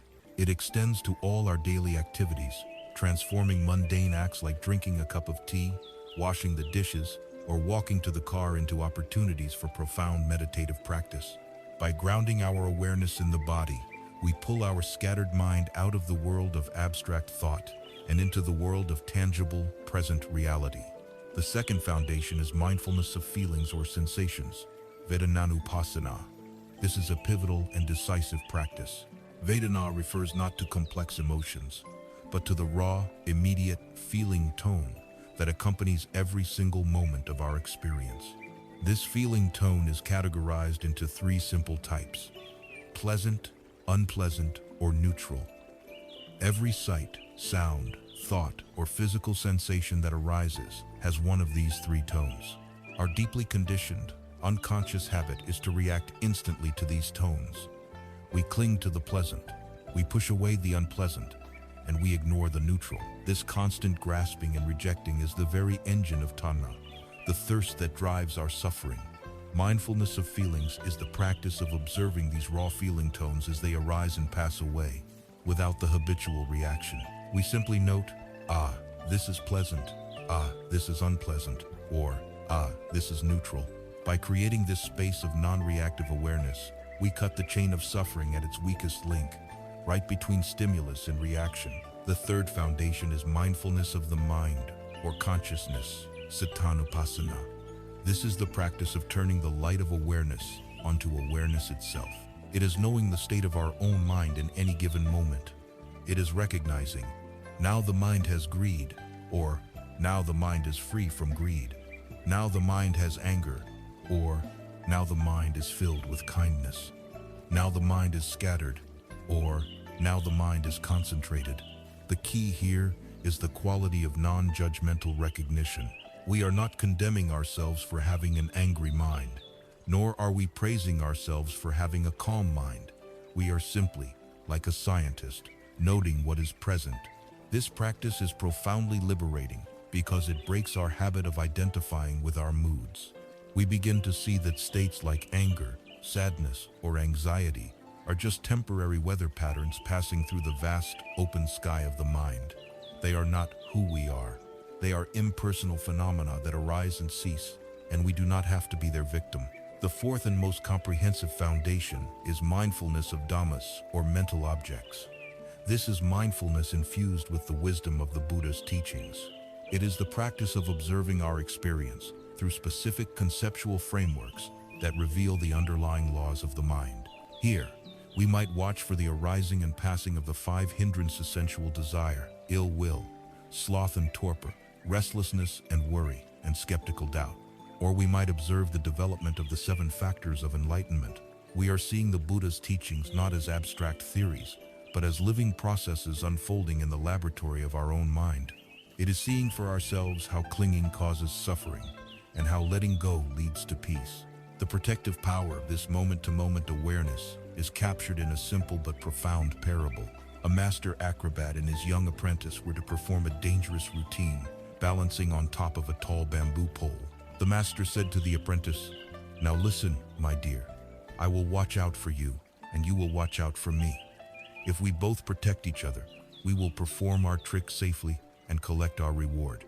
But the young apprentice, who was very wise, replied, "No, master, that is not the way.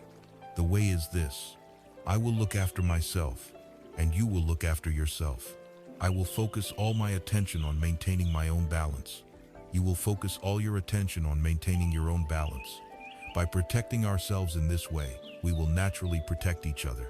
The Buddha affirmed the apprentice's wisdom, saying, "Just as the apprentice said, the way to protect others is to protect oneself." By protecting oneself, he meant the practice of mindfulness. When I am mindfully aware of my own mind, I protect myself from being hijacked by greed, hatred, and delusion. And by protecting myself from these unwholesome states, I automatically protect everyone around me from the harmful words and deeds that would have sprung from them. My inner mindfulness becomes an outer shield of peace for the entire world.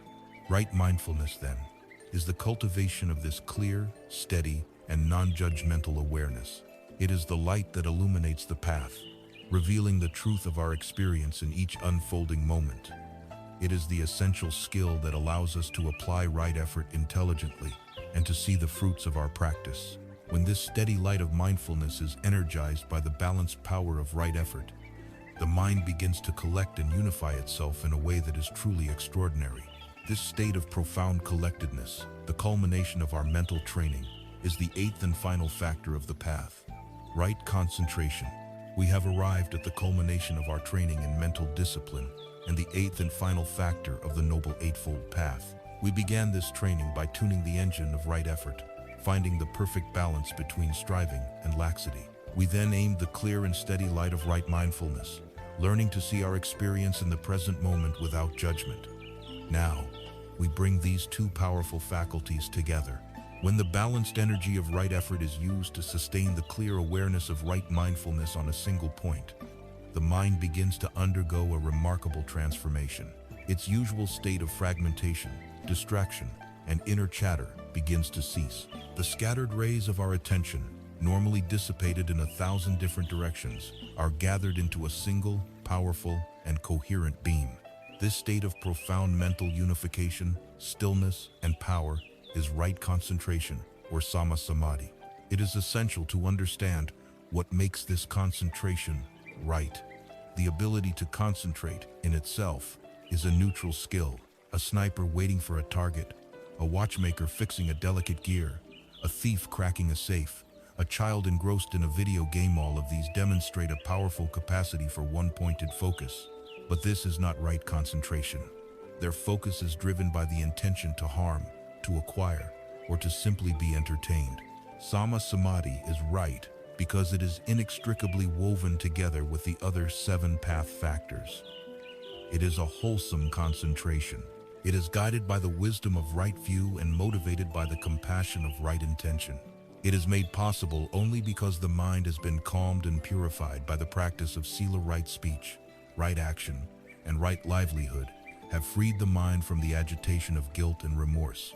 It is energized by the joyful balance of right effort and illuminated by the unwavering presence of right mindfulness. Right concentration is the mind's power harnessed not for worldly gain, but for the sole purpose of liberation. Perhaps the best way to understand the role of concentration on the path is through the parable of a master swordsmith. The smith begins with a piece of raw, hard, and brittle steel. This is our ordinary, untrained mind. Her goal is to forge this into a strong, sharp, flexible, and perfectly balanced Bladian instrument of wisdom. If she were to take her hammer and begin striking the cold steel, her effort would be useless. The hard, brittle metal would not yield. It would simply shatter under the blows. The hammer of wisdom cannot shape a cold and scattered mind. So, the smith's first and most crucial step is to place the steel into the heart of the forge. She works the bellows, and the fire grows intensely hot, focusing all its energy on the metal. This fire is samadhi. It is the gathering and focusing of mental energy.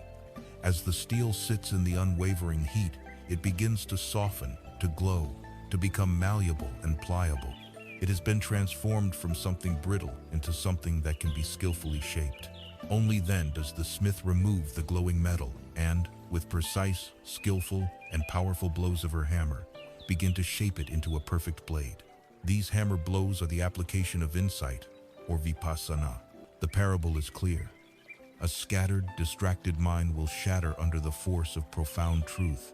The mind must first be gathered, unified, and made powerful through the sustained, fiery heat of concentration.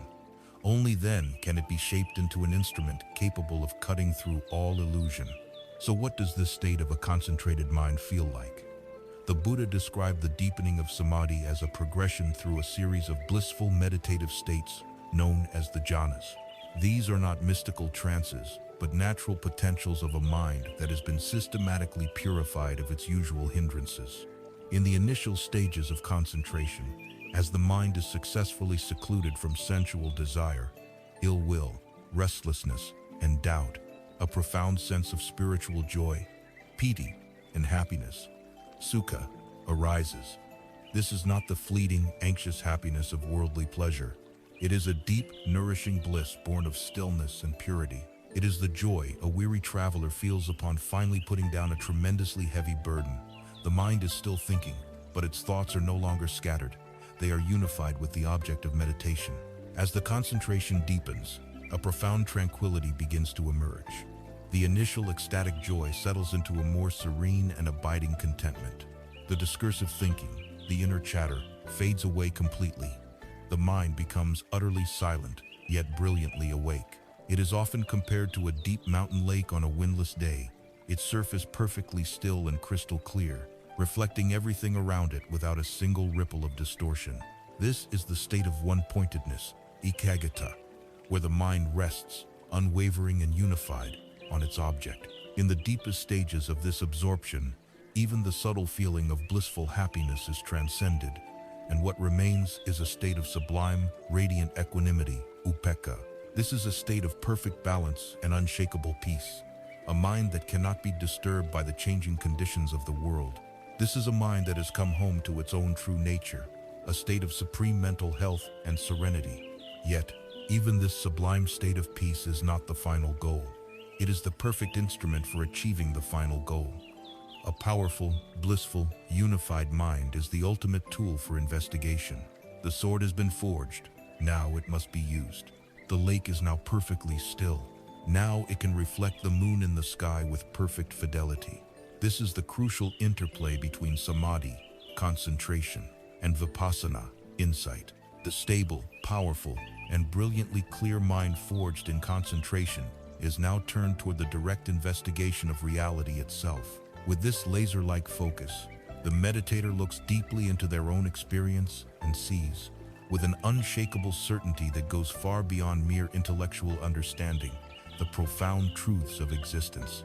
The truth of universal impermanence, anicca, the truth of inherent unsatisfactoriness, dukkha, and the ultimate, liberating truth of not-self, anatta. With right concentration, we complete our journey through the noble eightfold path. We can now see it not as a collection of separate rules, but as a perfectly integrated and organic system for human flourishing.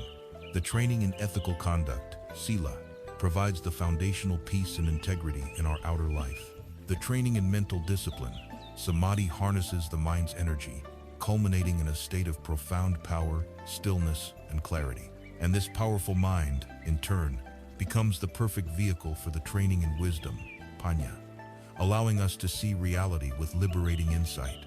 Each part supports and deepens every other part, weaving together to form the great raft that carries us from the shore of suffering to the shore of lasting peace.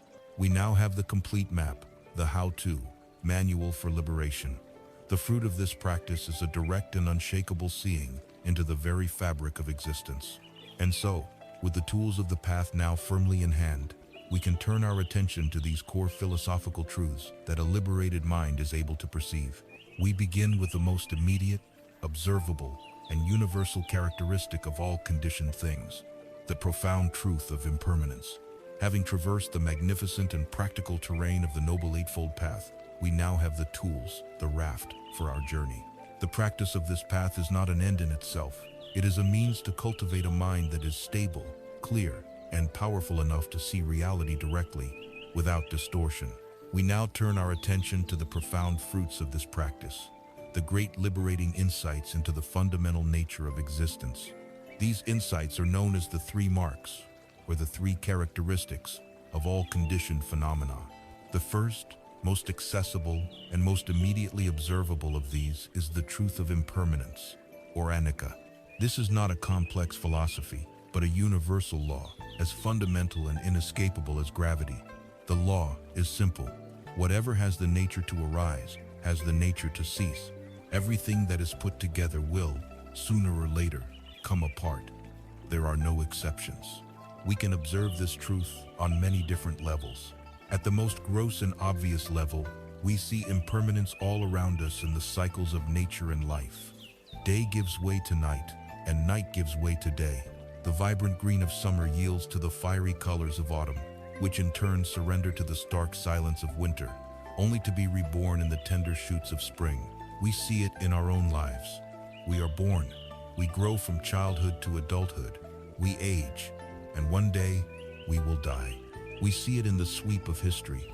Great empires rise, flourish for a time, and inevitably crumble into dust. Great mountains are slowly but surely weathered down into sand.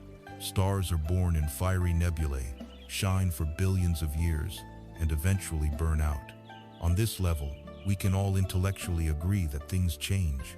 It is an undeniable fact of our external world. But the practice of mindfulness allows us to see anicca on a much deeper and more personal level. We can observe the subtle impermanence within things that appear solid and static. We look at our own bodies. We may feel like the same person we were yesterday, but science tells us that our body is a bustling metropolis of change, with millions of cells dying and being replaced every second. The body you have now is not the same body you had 7 years ago. It is more like a river, a continuous process of flow and renewal, than a solid statue. The same is true for a seemingly solid object, like a wooden table. To our eyes, it is stable and unchanging. But at a microscopic level, it is a swirling dance of atoms, slowly decaying, oxidizing, and returning to the elements from which it came. The most profound and transformative place to observe impermanence, however, is in the laboratory of our own mind. When we sit in meditation and turn our attention inward, we come face to face with the momentary, flickering nature of our own consciousness. We watch as a thought of the future arises from nowhere, captures our attention for a few moments, and then vanishes completely. A feeling of boredom appears, intensifies, and then gives way to a feeling of peace. A sound is heard, and then it is gone. An itch on our skin begins, screams for attention, and then fades into nothingness. Through this direct observation, we begin to experience reality not as a collection of solid static nouns, but as a relentless stream of fleeting, dynamic verbs. We see that there is no solid thought, only the process of thinking. There is no static feeling, only the process of feeling. Our inner world is not a fixed landscape. It is a waterfall of momentary experiences, arising and ceasing with incredible rapidity. This direct seeing is what begins to loosen the foundations of our suffering. To understand our relationship with this truth, consider the parable of the sandcastle. Imagine a group of children on a wide, sandy beach. With great joy, focus, and creativity. They work together to build a magnificent sandcastle. They dig a moat, they shape intricate towers, they decorate the walls with shells and seaweed. They are completely absorbed in the process, pouring all their energy into their creation. Yet, even as they build, they are aware that the tide is slowly, inevitably, creeping closer. This knowledge does not fill them with despair. It is simply part of the game. When the first small wave finally touches the outer wall and the sand begins to soften and dissolve, the children do not scream in terror or rage against the ocean. Instead, they watch with a kind of fascinated wonder, perhaps even with laughter, as their beautiful creation is gently and inexorably reclaimed by the sea. Their joy was not dependent on the permanence of the castle. Their joy was found in the creative, flowing process of its making. We adults are also building sandcastles.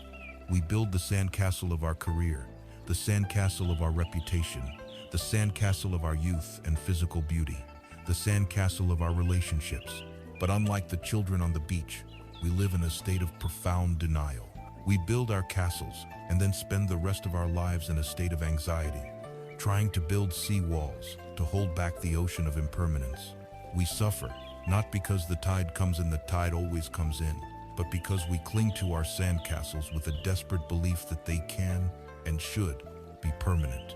This clinging, this resistance to the fundamental law of the universe is the very source of our discontent. The Buddha called this viparinama dukkha, the suffering of change. We suffer because we demand a security and permanence that the universe simply cannot offer. We try to grasp a fistful of water, and we are perpetually frustrated when it slips through our fingers.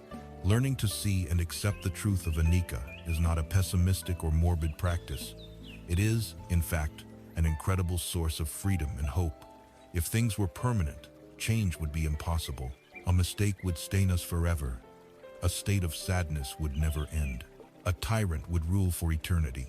A painful memory would never lose its sting. Impermanence is the very thing that makes growth, healing, forgiveness, and liberation possible. It is the universe's great promise that no state, no matter how painful, is forever. The truth of impermanence whispers to us in our darkest moments, "This too shall pass." It also whispers to us in our most joyful moments, not to create anxiety, but to encourage a deeper appreciation. Knowing that this beautiful sunset, this joyful conversation, this moment of peace is fleeting, we can learn to be more fully present with it, to cherish it without clinging to it. We can learn to love the flow of the river of life, rather than constantly trying to dam it up. The practice, then, is to train ourselves to see this truth in every corner of our lives. We watch the breath, noticing the beginning, middle, and end of each inhalation and exhalation. We watch our thoughts, labeling them thinking, and watching them dissolve. We watch our emotions, noting anger or joy, and seeing them as temporary weather patterns. We learn to hold our lives, our relationships, our accomplishments, and our failures with a lighter touch. By repeatedly seeing for ourselves that everything is a flickering, transient process, our desperate clinging to things naturally begins to soften.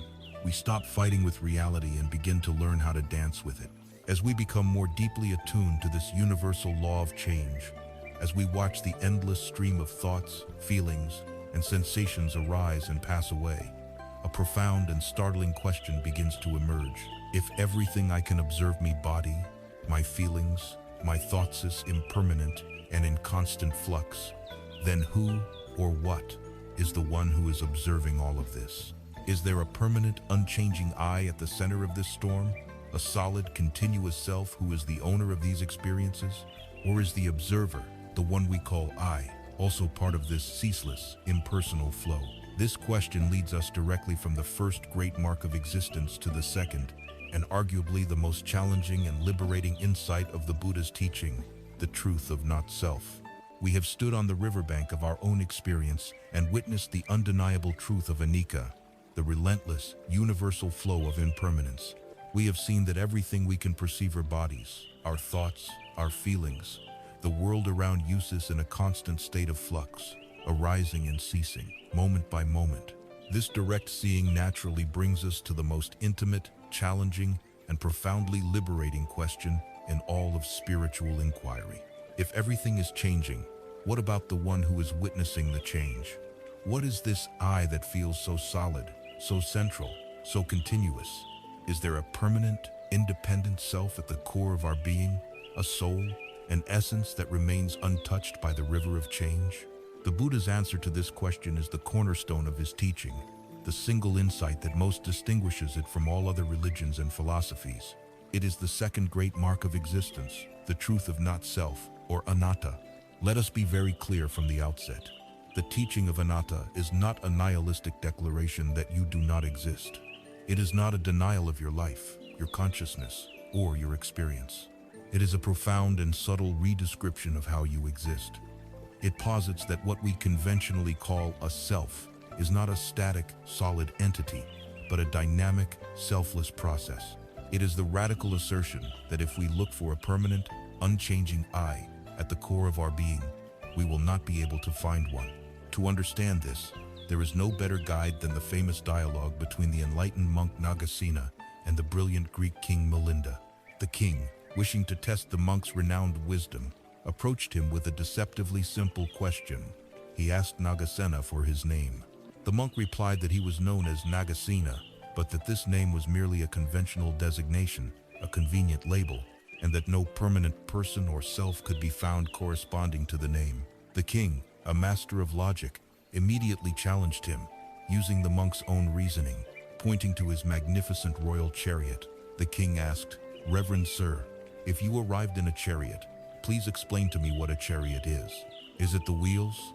Is it the axle? Is it the frame, the yoke, or the reins?" To each question, Nagasena calmly answered, "No, your majesty." The king, triumphant, declared, "Then you are speaking a falsehood. There is no chariot." It was then that Nagasena, with gentle precision, turned the tables. He asked the king, "Your majesty, do you then maintain that the chariot is something else, entirely separate from its parts?" The king, caught in the web of his own logic, had to admit that it was not. Nagasena then delivered the crucial insight. "Your majesty," he explained, "just as the word chariot is a convenient name, a conceptual label we apply to the functioning assembly of wheels, axle, frame, and reins, it has no separate, inherent essence of its own. In exactly the same way, Nagasena is a convenient name for the functioning assembly of my body, feelings, perceptions, thoughts, and consciousness. It is a useful convention, but if you search for an independent, permanent self within this process, it cannot be found." The Buddha used this same powerful analytical method to guide his disciples in investigating the nature of their own being. He taught that what we call a person can be understood as the coming together of 5 interconnected processes, known as the 5 aggregates, or Paññāka Khanda. The practice is to look at each of these 5 aspects of our experience and ask, is this me? Is this mine? Is this a permanent self? The first aggregate is form, rupa. This is our physical body and all material phenomena. We look at our body. Is this body truly me? It gets sick without our permission. It ages against our will. It is subject to injury and, eventually, to inevitable decay. It is made up of elements earth, water, fire, and air that are borrowed from the environment and will one day return to it. It is fundamentally impermanent and uncontrollable. Seeing this, we must conclude, this body is not me, not mine, not myself. The second aggregate is feeling, Vedana. These are the pleasant, unpleasant, and neutral feeling tones that arise every time one of our senses makes contact with an object. Are these feelings me? A pleasant feeling arises, we cling to it, and it vanishes. An unpleasant feeling arises, we resist it, and it too eventually vanishes. We cannot command ourselves to feel only pleasure. These feelings are impersonal, fleeting reactions, like ripples on a pond. They are not a solid self. The third aggregate is perception, sanya. This is the faculty of the mind that recognizes, identifies, and labels our experience. It is the part of the mind that says, blue, tree, dog, sadness. Is this perception me? We see that our perceptions are conditioned by our language, our culture, our past experiences, and our memories. They are not a pure reflection of reality. They are also an endless, flickering stream of arising and ceasing. They are not a solid self. The fourth aggregate is mental formations, sankhara. This is a broad category that includes all our volitional activities or thoughts, intentions, opinions, biases, desires, aversions, and mental habits. This is the active, willing part of the mind. Are these thoughts and intentions me? We observe our minds and see that thoughts arise unbidden, often chaotically. We cannot control the next thought that will pop into our head. Our intentions and desires change from moment to moment. This swirling, unpredictable torrent of mental activity cannot possibly be a stable, permanent self. The fifth and final aggregate is consciousness, vijnana. This is the raw faculty of knowing, the basic awareness that arises when a sense organ connects with a sense object. Eye consciousness arises when the eye meets a form. Ear consciousness arises when the ear meets a sound. One might think, surely this awareness is the real me, the soul. But the Buddha pointed out that even consciousness is not a singular, independent entity. It is completely dependent on conditions. Without an eye and a form, there is no I consciousness. It flickers into being and passes away with each moment of contact. It is not a permanent, abiding self. After examining each of these five components of our being, individually and collectively, we come to the same conclusion Nagasena led the king to. The self we have been searching for cannot be found. What we call a self is a conventional name for the dynamic, interdependent process of these five changing aggregates. It is a verb, not a noun. It is a fire, not a stone. It is a wave, not a static drop of water. This insight, which can initially sound frightening, is in fact the gateway to profound liberation. The concept of a separate, permanent self is the heaviest burden we carry. It is the root of all our fear, all our craving, and all our conflict. We spend our entire lives engaged in the exhausting project of defending and enhancing this illusory self. We feel anxiety about what others will think of me. We are driven by the craving to accumulate possessions and status for me. We are terrified of criticism, failure, sickness, and old age because they are all threats to me. And we are haunted by the ultimate terror of death, the final annihilation of me. When we see, with the clarity of insight, that this solid self we have been protecting is a fiction, the entire project collapses. The burden is dropped. There is no one to defend, so criticism loses its sting. There is no one to aggrandize, so craving loses its fuel. The fear of death is transformed when we realize we were never a thing to be destroyed in the first place, but a process that is continuously changing, like the course of a river. The hard, artificial boundary between me and you softens and dissolves, giving rise to a natural, boundless compassion. This teaching of anatta is the realization that we are not the sandcastle, destined to be washed away. We are the ocean itself, an inseparable part of the vast, flowing, interconnected process of life. This insight, however, begs a crucial question. If there is no permanent self, no single doer behind the deed, then who is it that experiences the results of actions? What is the mechanism that ensures that wholesome actions lead to happiness and unwholesome actions lead to suffering? This brings us to the great regulating principle of the universe, the impersonal and unerring law of cause and effect, the law of karma. Having witnessed the universal truth of impermanence, anicca, and having explored the profound and liberating insight of not self, anatta, we are left with a critical and logical question. If there is no permanent, abiding I at the center of our experience, then who is it that acts? Who is it that experiences the consequences of those actions? If there is no single, continuous self, what is the mechanism that ensures that a life of kindness leads to peace, while a life of cruelty leads to suffering? The Buddha's answer to this is the third great law of existence, a principle as impersonal and reliable as gravity, the law of karma, or as it is more commonly known in the West, karma. Perhaps no concept from Eastern philosophy has been more widely misunderstood. In the popular imagination, karma is often seen as a kind of cosmic ledger of rights and wrongs, a system of reward and punishment meted out by some invisible, divine judge. Or it is mistaken for fate, a predetermined destiny that we are powerless to change. The Buddha's teaching on karma is the precise opposite of this. It is not a doctrine of fatalism, but one of radical empowerment. Karma is not an external force acting upon us. It is an internal law of our own being. It is the simple, natural, and unerring law of cause and effect as it applies to intentional action. Simply put, every action we perform plants a seed, and that seed will, when the conditions are right, bear its corresponding fruit.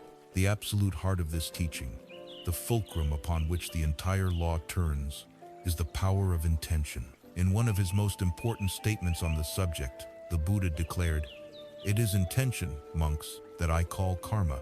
Having intended, one acts through body, speech, or mind." This is a revolutionary insight. It tells us that the moral and karmic weight of an action is determined not by the external deed itself, but by the mental state, the volition, the why behind the action. Imagine you are walking down a path and accidentally trip, causing another person to fall and hurt themselves. The result is unfortunate, but because there was no intention to harm, no significant negative karmic seed is planted. Now imagine you intentionally stick out your foot to trip that same person out of malice. The external result may be identical, but the internal action, the intention, is completely different. In the second case, a powerful and poisonous seed of ill will has been planted in your own mind stream. And it is this seed that will eventually ripen into a painful fruit. This is why the Eightfold Path begins with right view and right intention. Purifying our intention is the very act of purifying the source of our karma.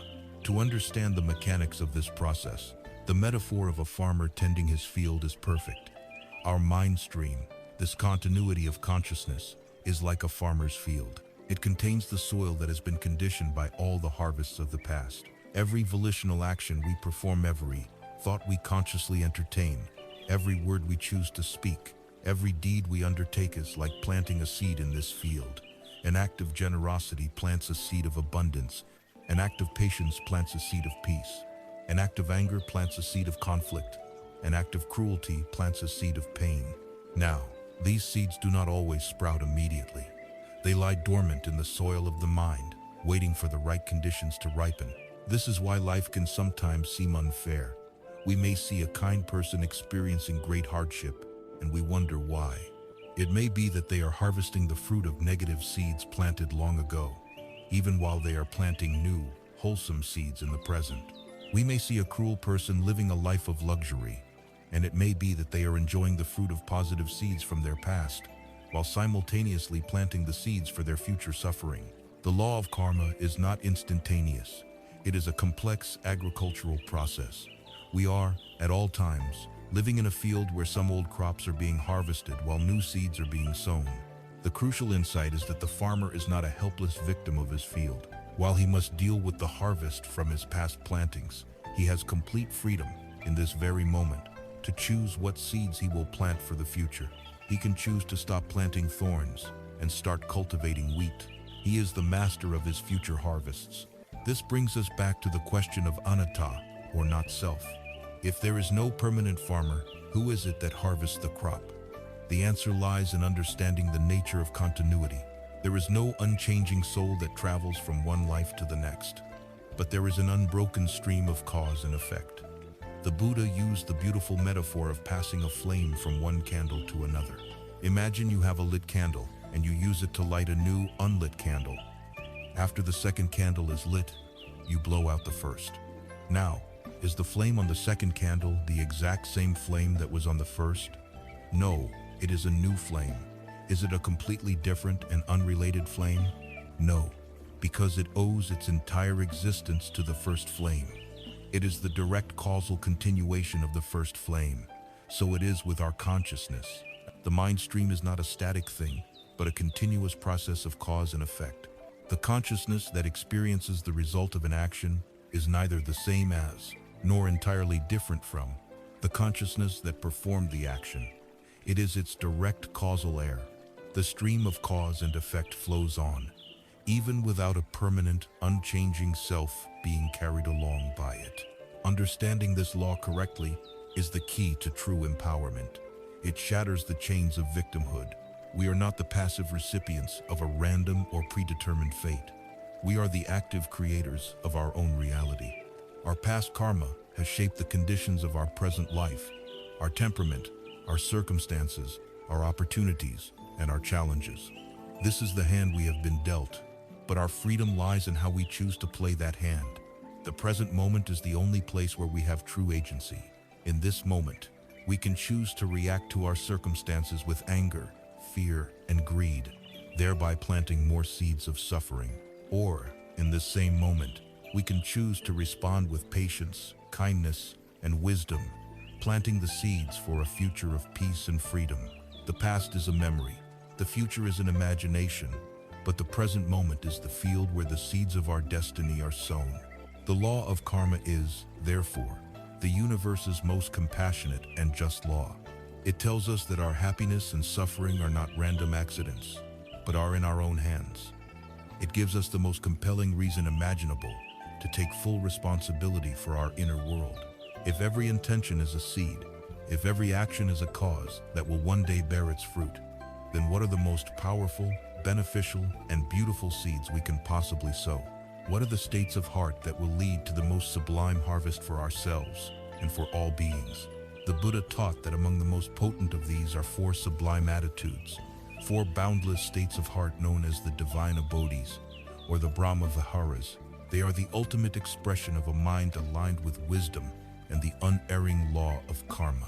We will begin our exploration of these with the most foundational and radiant of them all, the unconditional, all-embracing warmth of loving kindness.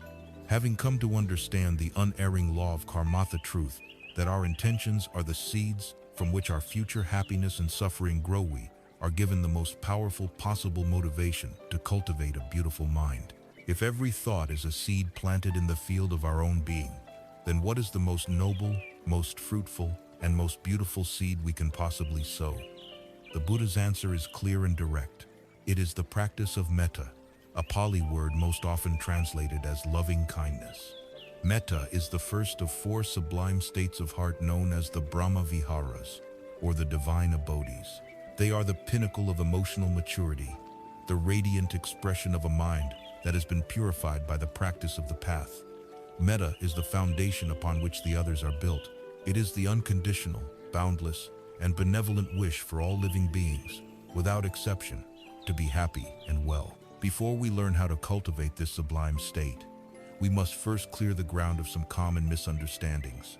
Metta is not the selective, possessive, and often anxious state of romantic or erotic love.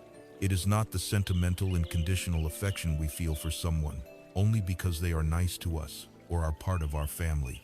It does not say, "I will love you if." It simply radiates like the sun which shines on the saint and the sinner, the rich and the poor, the beautiful and the plain, all with equal, life-giving warmth. Furthermore, metta is not a weak, passive, or Pollyanna-ish sentimentality. It is a courageous, powerful, and deeply transformative force of mind. It is an active choice, a skill to be developed, a strength to be harnessed. It is the heart's answer to a world of conflict and fear. The formidable power of metta is best illustrated by the dramatic story of the Buddha's encounter with the raging elephant, Nalagiri. The Buddha's jealous and ambitious cousin, Devadatta, had long been plotting to usurp his position. After several failed assassination attempts, he devised his most fearsome plan. He arranged for the keepers of the royal elephants to get the most ferocious bull elephant, Nalagiri, drunk on intoxicants, and then unleash him onto the narrow lane where the Buddha was peacefully walking for alms. As the great beast was released, it became a terrifying engine of destruction, trumpeting with rage, its eyes red with fury, charging down the street and sending panicked citizens screaming and scattering in all directions. The Buddha's own disciples urged him to run, to take shelter, but the Buddha simply continued his calm, mindful walking, directly into the path of the charging animal. He did not prepare a weapon.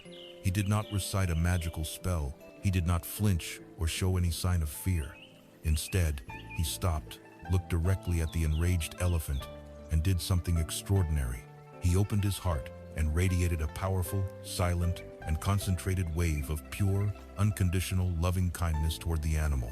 The ancient texts describe this as a psychic energy, a tangible force of goodwill that washed over the charging elephant. As this wave of metta reached him, the great beast, who had been intent on murder just moments before, began to slow. The fire in his eyes cooled. His enraged trumpeting ceased. His raised trunk lowered. The intoxicating rage was completely extinguished by this unexpected flood of pure benevolence. Nalagiri, now entirely calm, walked meekly up to the Buddha and, in an act of complete submission and reverence, knelt at his feet. The Buddha gently stroked the elephant's forehead. This story serves as a timeless reminder that metta is not a flimsy emotion. It is one of the most powerful forces in the universe, a spiritual technology capable of pacifying the most violent rage and transforming the deepest hostility into peace. So how do we cultivate this radiant and powerful state of heart? The method is a form of meditation known as metta bhavana, or the cultivation of loving kindness. It is a systematic and beautiful practice of expanding the circle of our goodwill, step by step. Crucially, the practice begins with ourselves. This is perhaps the most radical and difficult step for many people. We are often taught that focusing on ourselves is selfish, but the Buddha understood that we cannot offer water to others from an empty well. If our own heart is a battlefield of self-criticism, guilt, and inadequacy, we have no genuine kindness to offer anyone else.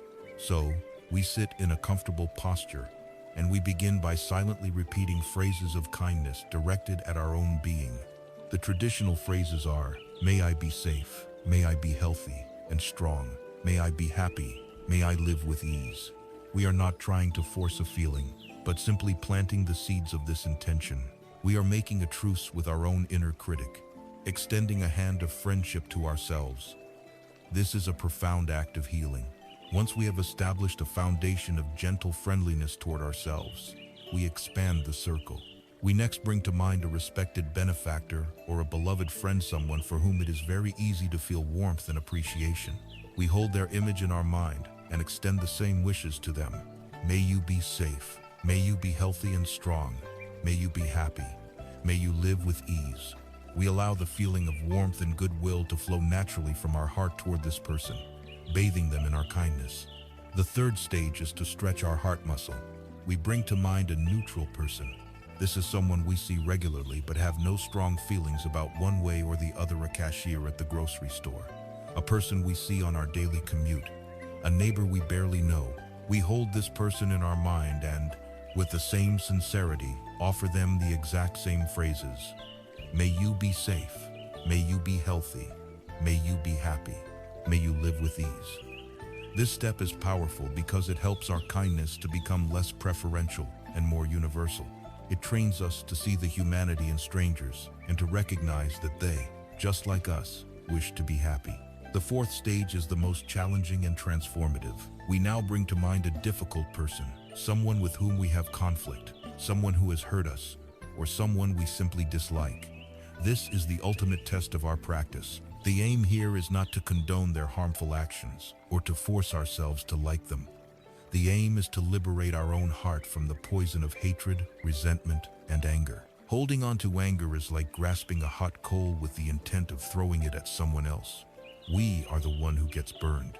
So, for our own freedom, we try to extend the phrases of metta to this person. It may be difficult. We may only be able to manage. May you be free from the suffering that causes you to act this way. But even this small crack in the armor of our resentment allows the light to get in. It is a profound act of spiritual courage. Finally, having worked with these specific individuals, we make our metta boundless. We radiate our loving kindness in all directions, to the front, to the back, to the right, to the left, above and below. We extend it to all beings in our city, our country, and across the entire world. We include friends, enemies, and strangers. We extend it to all creatures, great and small, human and non-human, seen and unseen. We cultivate the boundless intention. May all beings be safe. May all beings be healthy. May all beings be happy. May all beings live with ease. Our own small heart connects with the great heart of the universe, becoming a limitless source of benevolent warmth. This practice, when cultivated regularly, begins to permeate our entire life. Metta ceases to be just something we do on a meditation cushion and becomes who we are. It changes how we speak to our family, how we interact with our colleagues, how we drive in traffic, It is the direct, powerful antidote to fear, anger, jealousy, and isolation. It is the planting of the seed of our own happiness and the happiness of all the world. This practice of metta is the radiant wish for all beings to find well-being and joy. But as we cultivate this warm-hearted wish, we also become more acutely aware that all beings, despite their wish for happiness, still experience pain and suffering. A heart that is filled with the warmth of metta, when it comes into contact with the reality of suffering, naturally gives rise to its inseparable companion, its sister virtue. This is the trembling of the heart in the face of pain, the profound and active wish for all beings to be free from their suffering. This is the second divine abode, compassion. With hearts softened by loving kindness and made courageous by compassion, we have learned to meet the world with a profound wish for all beings to be happy and free from suffering. We have cultivated the strength to move toward pain with the intention to heal. But life's great tapestry is woven not only with threads of sorrow, but also with brilliant threads of joy, success, and good fortune. While we walk our path, others around us are achieving their goals, finding love, experiencing moments of profound happiness, and realizing their dreams. How does the developing heart respond to this? Our deeply ingrained habits of comparison and competition often mean that another's success can feel like our own failure. The green-eyed monster of envy, the bitter taste of jealousy, these are powerful sources of suffering.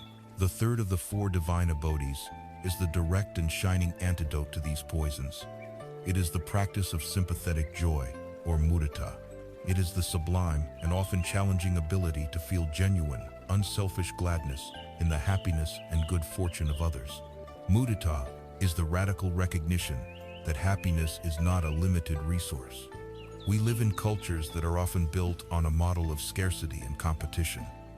We are taught that for me to win, someone else must lose. We are constantly measuring ourselves against others' our careers, our possessions, our relationships, our children's achievements.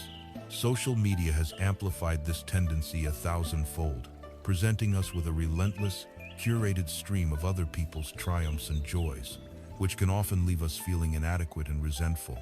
Mudita asks us to step out of this painful game entirely. It invites us to understand that another person's light does not diminish our own. In fact, when we learn to rejoice in their light, it illuminates our own heart as well. It is the ability to see a friend get a promotion, a rival achieve success, or a stranger laugh with pure delight, and to feel a genuine warmth, a sincere thought of, how wonderful for them. I am happy that they are happy. This practice can be one of the most difficult, because it strikes directly at the heart of the ego. The ego thrives on being special, on being the best.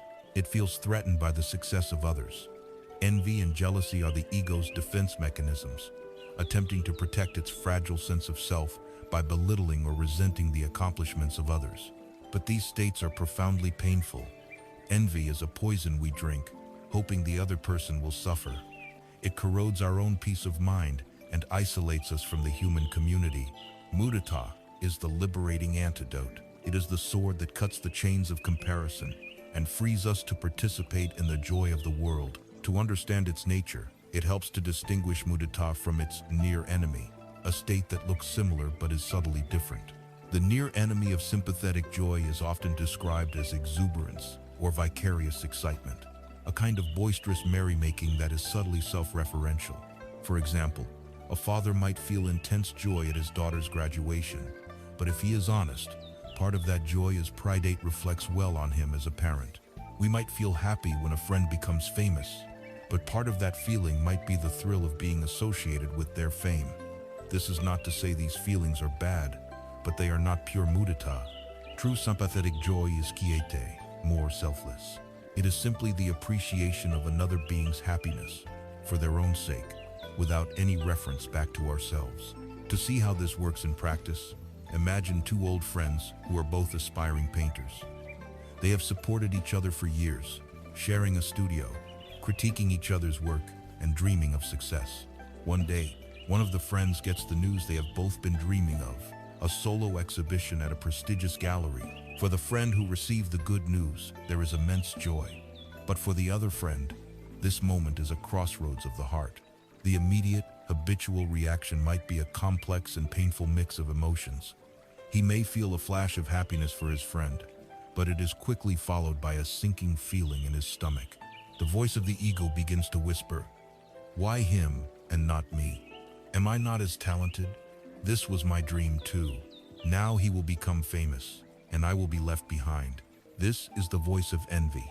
If he follows this voice, he will grow bitter and resentful. His congratulations to his friend will feel hollow.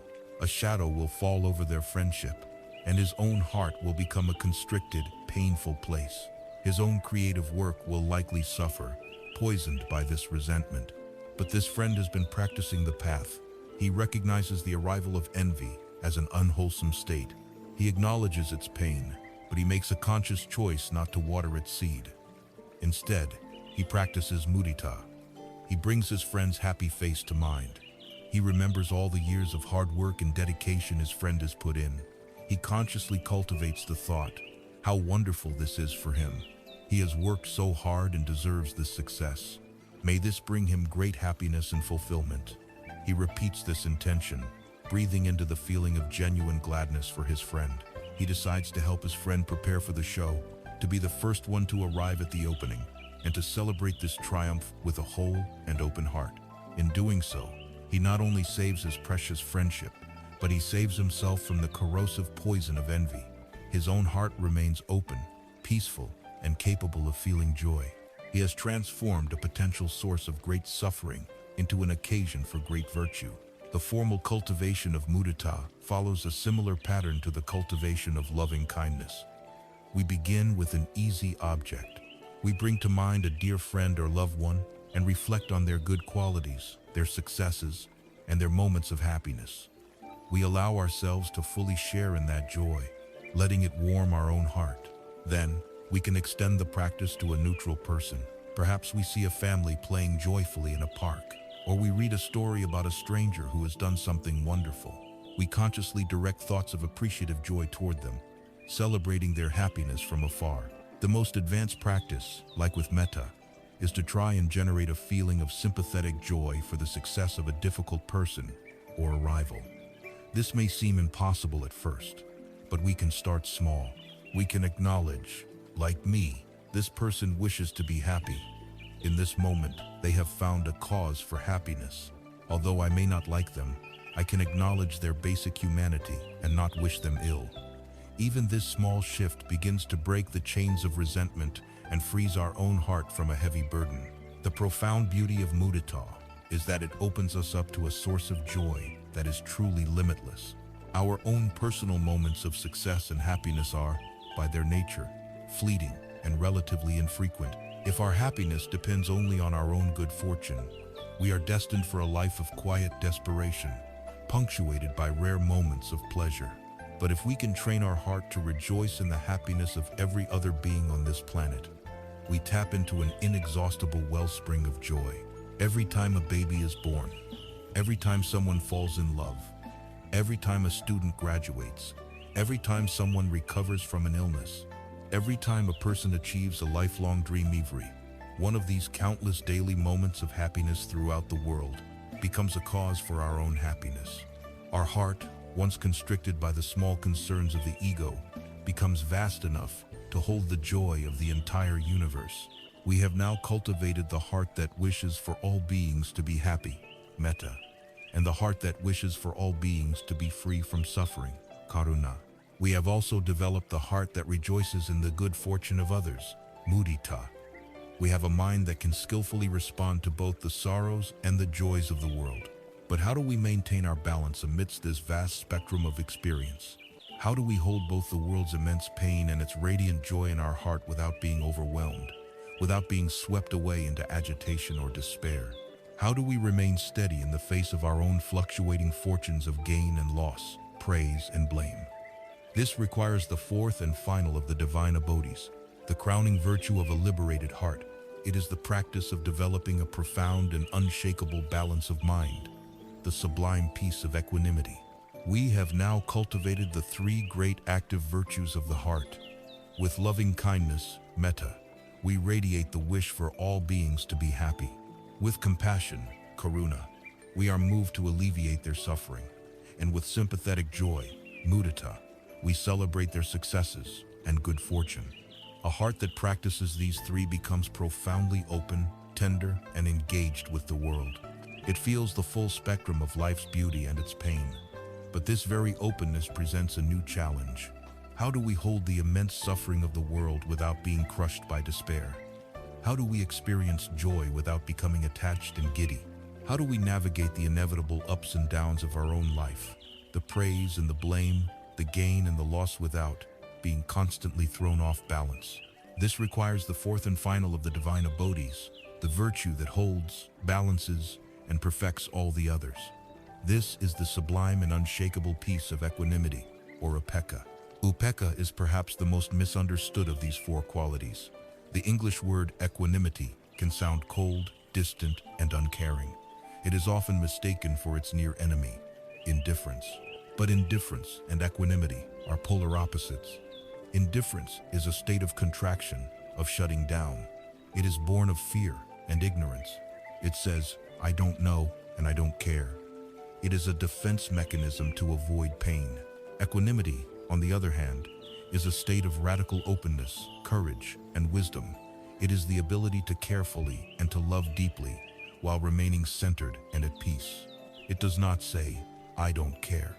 It says, I care so deeply, but I will not be thrown off balance by outcomes I cannot control. It is the spaciousness of mind that can hold both joy and sorrow, success and failure, without being swept away by either. It is the deep, quiet, and unwavering balance of a liberated heart. The classic image for this quality is that of a great, solid mountain. The mountain stands majestic and firm. Furious winds howl from the east, but the mountain is not shaken. Torrential rains lash down from the south, but the mountain is not disturbed. The scorching sun beats down from above, and blizzards rage in the winter, but through it all, the mountain remains stable, grounded, and centered in its own immense presence. The mountain is not indifferent to the weather. It experiences it all fully, but it provides no handhold for the winds of change to get a grip. A mind cultivated in upekkha becomes like this mountain. It can experience the inevitable storms of life, the pain of loss, the sting of criticism, the anxiety of uncertainty, without being uprooted from its fundamental ground of peace. This profound stability is not born from sheer willpower or emotional suppression.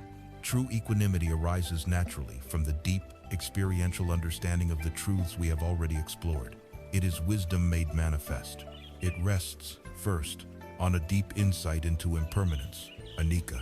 When we truly see, in our bones, that all experiences are like clouds passing in the sky, we naturally stop clinging so desperately to the pleasant ones and fighting so fiercely with the unpleasant ones. We see the whole show of life as a transient, flowing process, and we are less inclined to be tossed about by each passing wave. Second, equanimity is born of a deep insight into karma, the law of cause and effect. We understand that all beings are the owners of their actions, the heirs to their deeds. We can offer our love, our compassion, our help, and our joy, but we cannot ultimately control the choices another person makes, nor can we shield them from the consequences of those choices. This understanding allows us to help where we can, but to also let go where we cannot. It frees us from the savior complex, the arrogant belief that we can fix everyone's problems, a belief that inevitably leads to burnout and frustration. We do our best with a kind heart, and then we allow the universe to unfold as it must. And third, the deepest equanimity is born from the liberating insight into not-self, anatta. So much of our emotional volatility comes from the ego's need to be validated and protected. We are elated by praise because it inflates our sense of me. We are devastated by blame because it attacks our sense of me. When we see through the illusion of a solid, separate self, we are freed from this exhausting reactivity. Praise and blame become like the wind blowing past the mountain. We can hear them, we can note them, but they no longer have the power to shake our foundation, because the thing they were aimed at is seen to be an illusion. Equanimity is the great harmonizer of the other three divine bodhis, preventing them from becoming imbalanced. Loving kindness, metta, without the spaciousness of equanimity can easily curdle into attachment and grief. If our happiness depends on the well-being of those we love, we will be in a constant state of anxiety, and we will be shattered when they inevitably experience suffering or leave us. Equanimity allows us to love unconditionally, without the grasping of attachment. Compassion, karuna, without the balance of equanimity can lead to what is sometimes called idiot compassion, or compassion fatigue. We can become so overwhelmed by the suffering of the world that we burn out, drowning in the very pain we are trying to alleviate. Equanimity provides the stable container that allows us to feel compassion fully, to act on it skillfully, while protecting our own mind from despair. It is the wisdom that allows a surgeon to remain calm and steady while performing a life-saving operation. Sympathetic joy, mudita, without equanimity, can become a kind of mindless excitement or a subtle form of attachment to another's success. Equanimity allows us to celebrate another's joy with a quiet, appreciative gladness, without losing our own center. The formal practice of cultivating equanimity often involves reflecting on the impartial nature of karma. We bring different people to mind: a friend, a neutral person, a difficult person, and, instead of wishing them happiness or freedom from suffering, we cultivate a different kind of intention. We reflect. All beings are the owners of their karma. Their happiness and suffering arise from their own actions, not from my wishes for them. This is not a cold detachment. It is a profound recognition of reality and a respectful honoring of each person's own path and agency. It is a letting go of our need to control the world and a settling into a deep trust in the unfolding of the Dharma. In our daily lives, we practice equanimity by bringing a mindful awareness to the 8 worldly winds as they blow through our experience. These are the 4 pairs of opposites that constantly pull us off center: pleasure and pain, gain and loss, praise and blame, and fame and disrepute. When we experience gain or pleasure, we notice it, we can enjoy it, but we also recognize its impermanent nature and don't cling to it. When we experience loss or pain, we acknowledge it.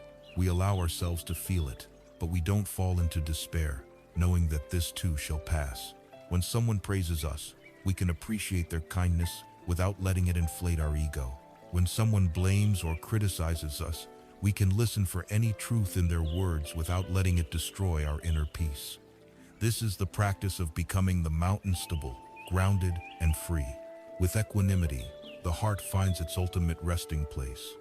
It is a state of profound peace that is not dependent on whether things are going our way or not. It is a love that is so vast and so wise that it can hold the whole world with all its beauty and all its sorrow in a tender and unshakable embrace. It is the full maturity of the liberated heart, having now laid out the full architecture of the path and the sublime qualities of a mind trained in its practice.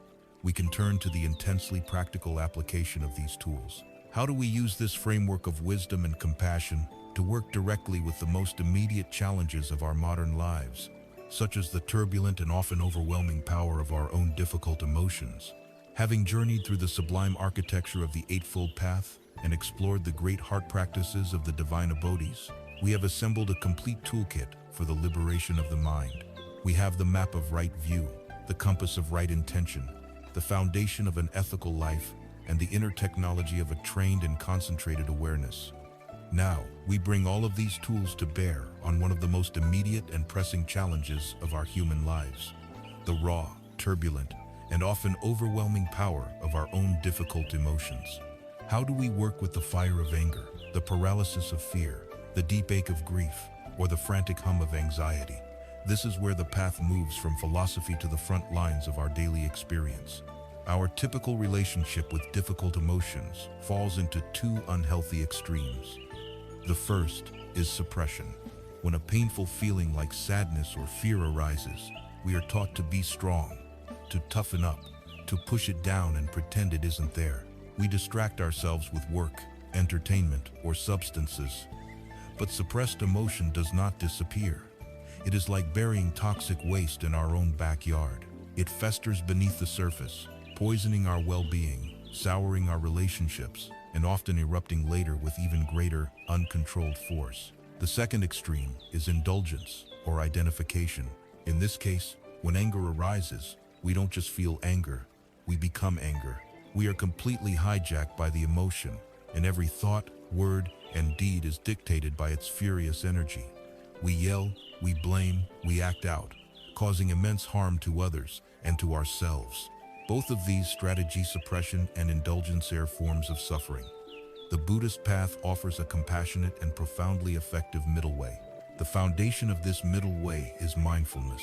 We cannot work skillfully with an emotion until we can see it clearly, without being consumed by it. The first step is always to recognize its presence with a neutral, non-judgmental awareness.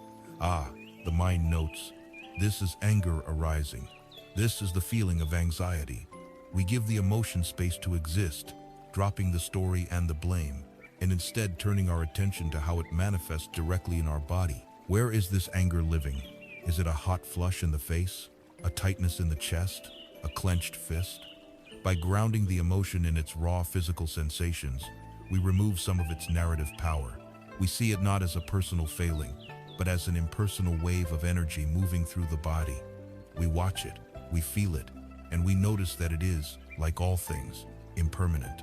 It arises, it peaks, and if we don't add more fuel to the fire with our thoughts, it eventually subsides.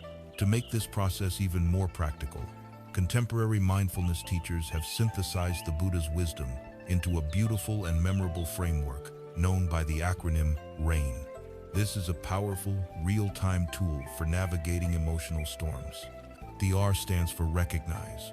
This is the initial moment of mindfulness. It's simply acknowledging what is happening. We pause and mentally whisper, anger, grief, fear, or judgment.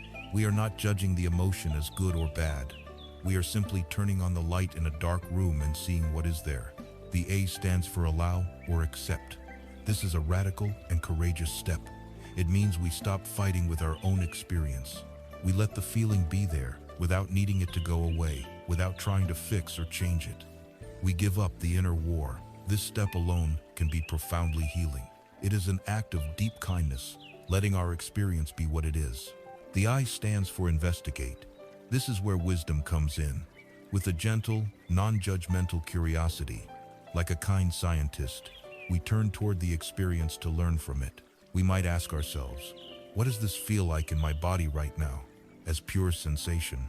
What is the belief that is fueling this emotion? What am I believing to be true in this moment? What does this vulnerable part of me need right now? What is it asking for? This is not a heavy-handed analysis, but a gentle, compassionate inquiry. The N stands for nurture. Having recognized, allowed, and investigated the painful feeling, we now actively bring kindness to it. We bring the warmth of metta and the tenderness of karuna to our own wounded heart. A simple and powerful way to do this is to place a hand over your heart, feel its warmth, and offer yourself words of kindness. This is a moment of suffering. May I be gentle with myself. It is okay. This final step also points toward non-identification. Through this whole process, we are learning that while the experience of anger or fear is real, it is not the totality of who we are. We are the spacious, compassionate awareness that is able to hold the emotion, not the emotion itself. We are the sky, not the storm cloud. This entire practice is perfectly encapsulated in the wonderful Buddhist story of inviting Mara to tea. In Buddhist mythology, Mara is the personification of temptation, distraction, fear, doubt, and all the unwholesome forces that obstruct the path to enlightenment. He is the ultimate difficult guest. After the Buddha attained enlightenment, Mara did not simply disappear. He would still show up from time to time, trying to disturb the Buddha's peace with thoughts of doubt or memories of past pleasures. But the Buddha's response was extraordinary. He didn't fight Mara. He didn't ignore him. He didn't suppress him. Instead, upon sensing Mara's presence, the Buddha would calmly acknowledge him by name. I see you, Mara. This is recognize. Then, instead of building a wall, he would open the door. He would say, welcome, Mara. Come, let us have some tea. This is allow. By inviting the demon in for tea, the Buddha created a space of calm hospitality where he could investigate Mara's nature without fear. And the entire act of meeting this difficult guest with such unflinching, gentle presence was the highest form of nurture. The story tells us that Mara, having been seen, welcomed, and met with fearless compassion, would lose all his power and simply vanish. This is the model for our own practice. When anger comes to visit, we don't have to slam the door in its face or let it ransack our house. We can learn to say, "Ah, anger, I see you. Welcome, come, have some tea." We can sit with the raw energy of the emotion, hold it in a spacious and kind awareness, and listen to what it has to tell us. By meeting our own inner demons with this compassionate hospitality, we rob them of their power. They are only fearsome when they are lurking in the dark cellars of our unconscious mind. When invited into the warm, well-lit care room of our mindful awareness, they are seen for what they are: fleeting, impersonal visitors who, having been seen, will eventually get up and leave on their own. This is not just a practice for the meditation cushion. It is a vital skill for navigating the unavoidable challenges of daily life. When your boss criticizes you at work and you feel the hot flush of shame and anger, you can practice rain right there at your desk. When you are filled with anxiety before a difficult conversation, you can meet that fear with a gentle, nurturing presence. When you are overcome with grief from a loss, you can allow the waves of sorrow to wash through you, holding yourself with a compassion that does not try to fix or deny the pain. This is the integration of the path. This is how we transform the profound wisdom of these teachings into a living, breathing reality, moment by difficult moment, bringing freedom and peace not just to our future selves, but to our life, right here and now. We have now traveled a great distance together, journeying from the noisy, restless landscape of our modern anxieties to the quiet, open vistas of ancient wisdom. We began by acknowledging the subtle but pervasive suffering, the deep unsatisfactoriness that hums beneath the surface of our lives.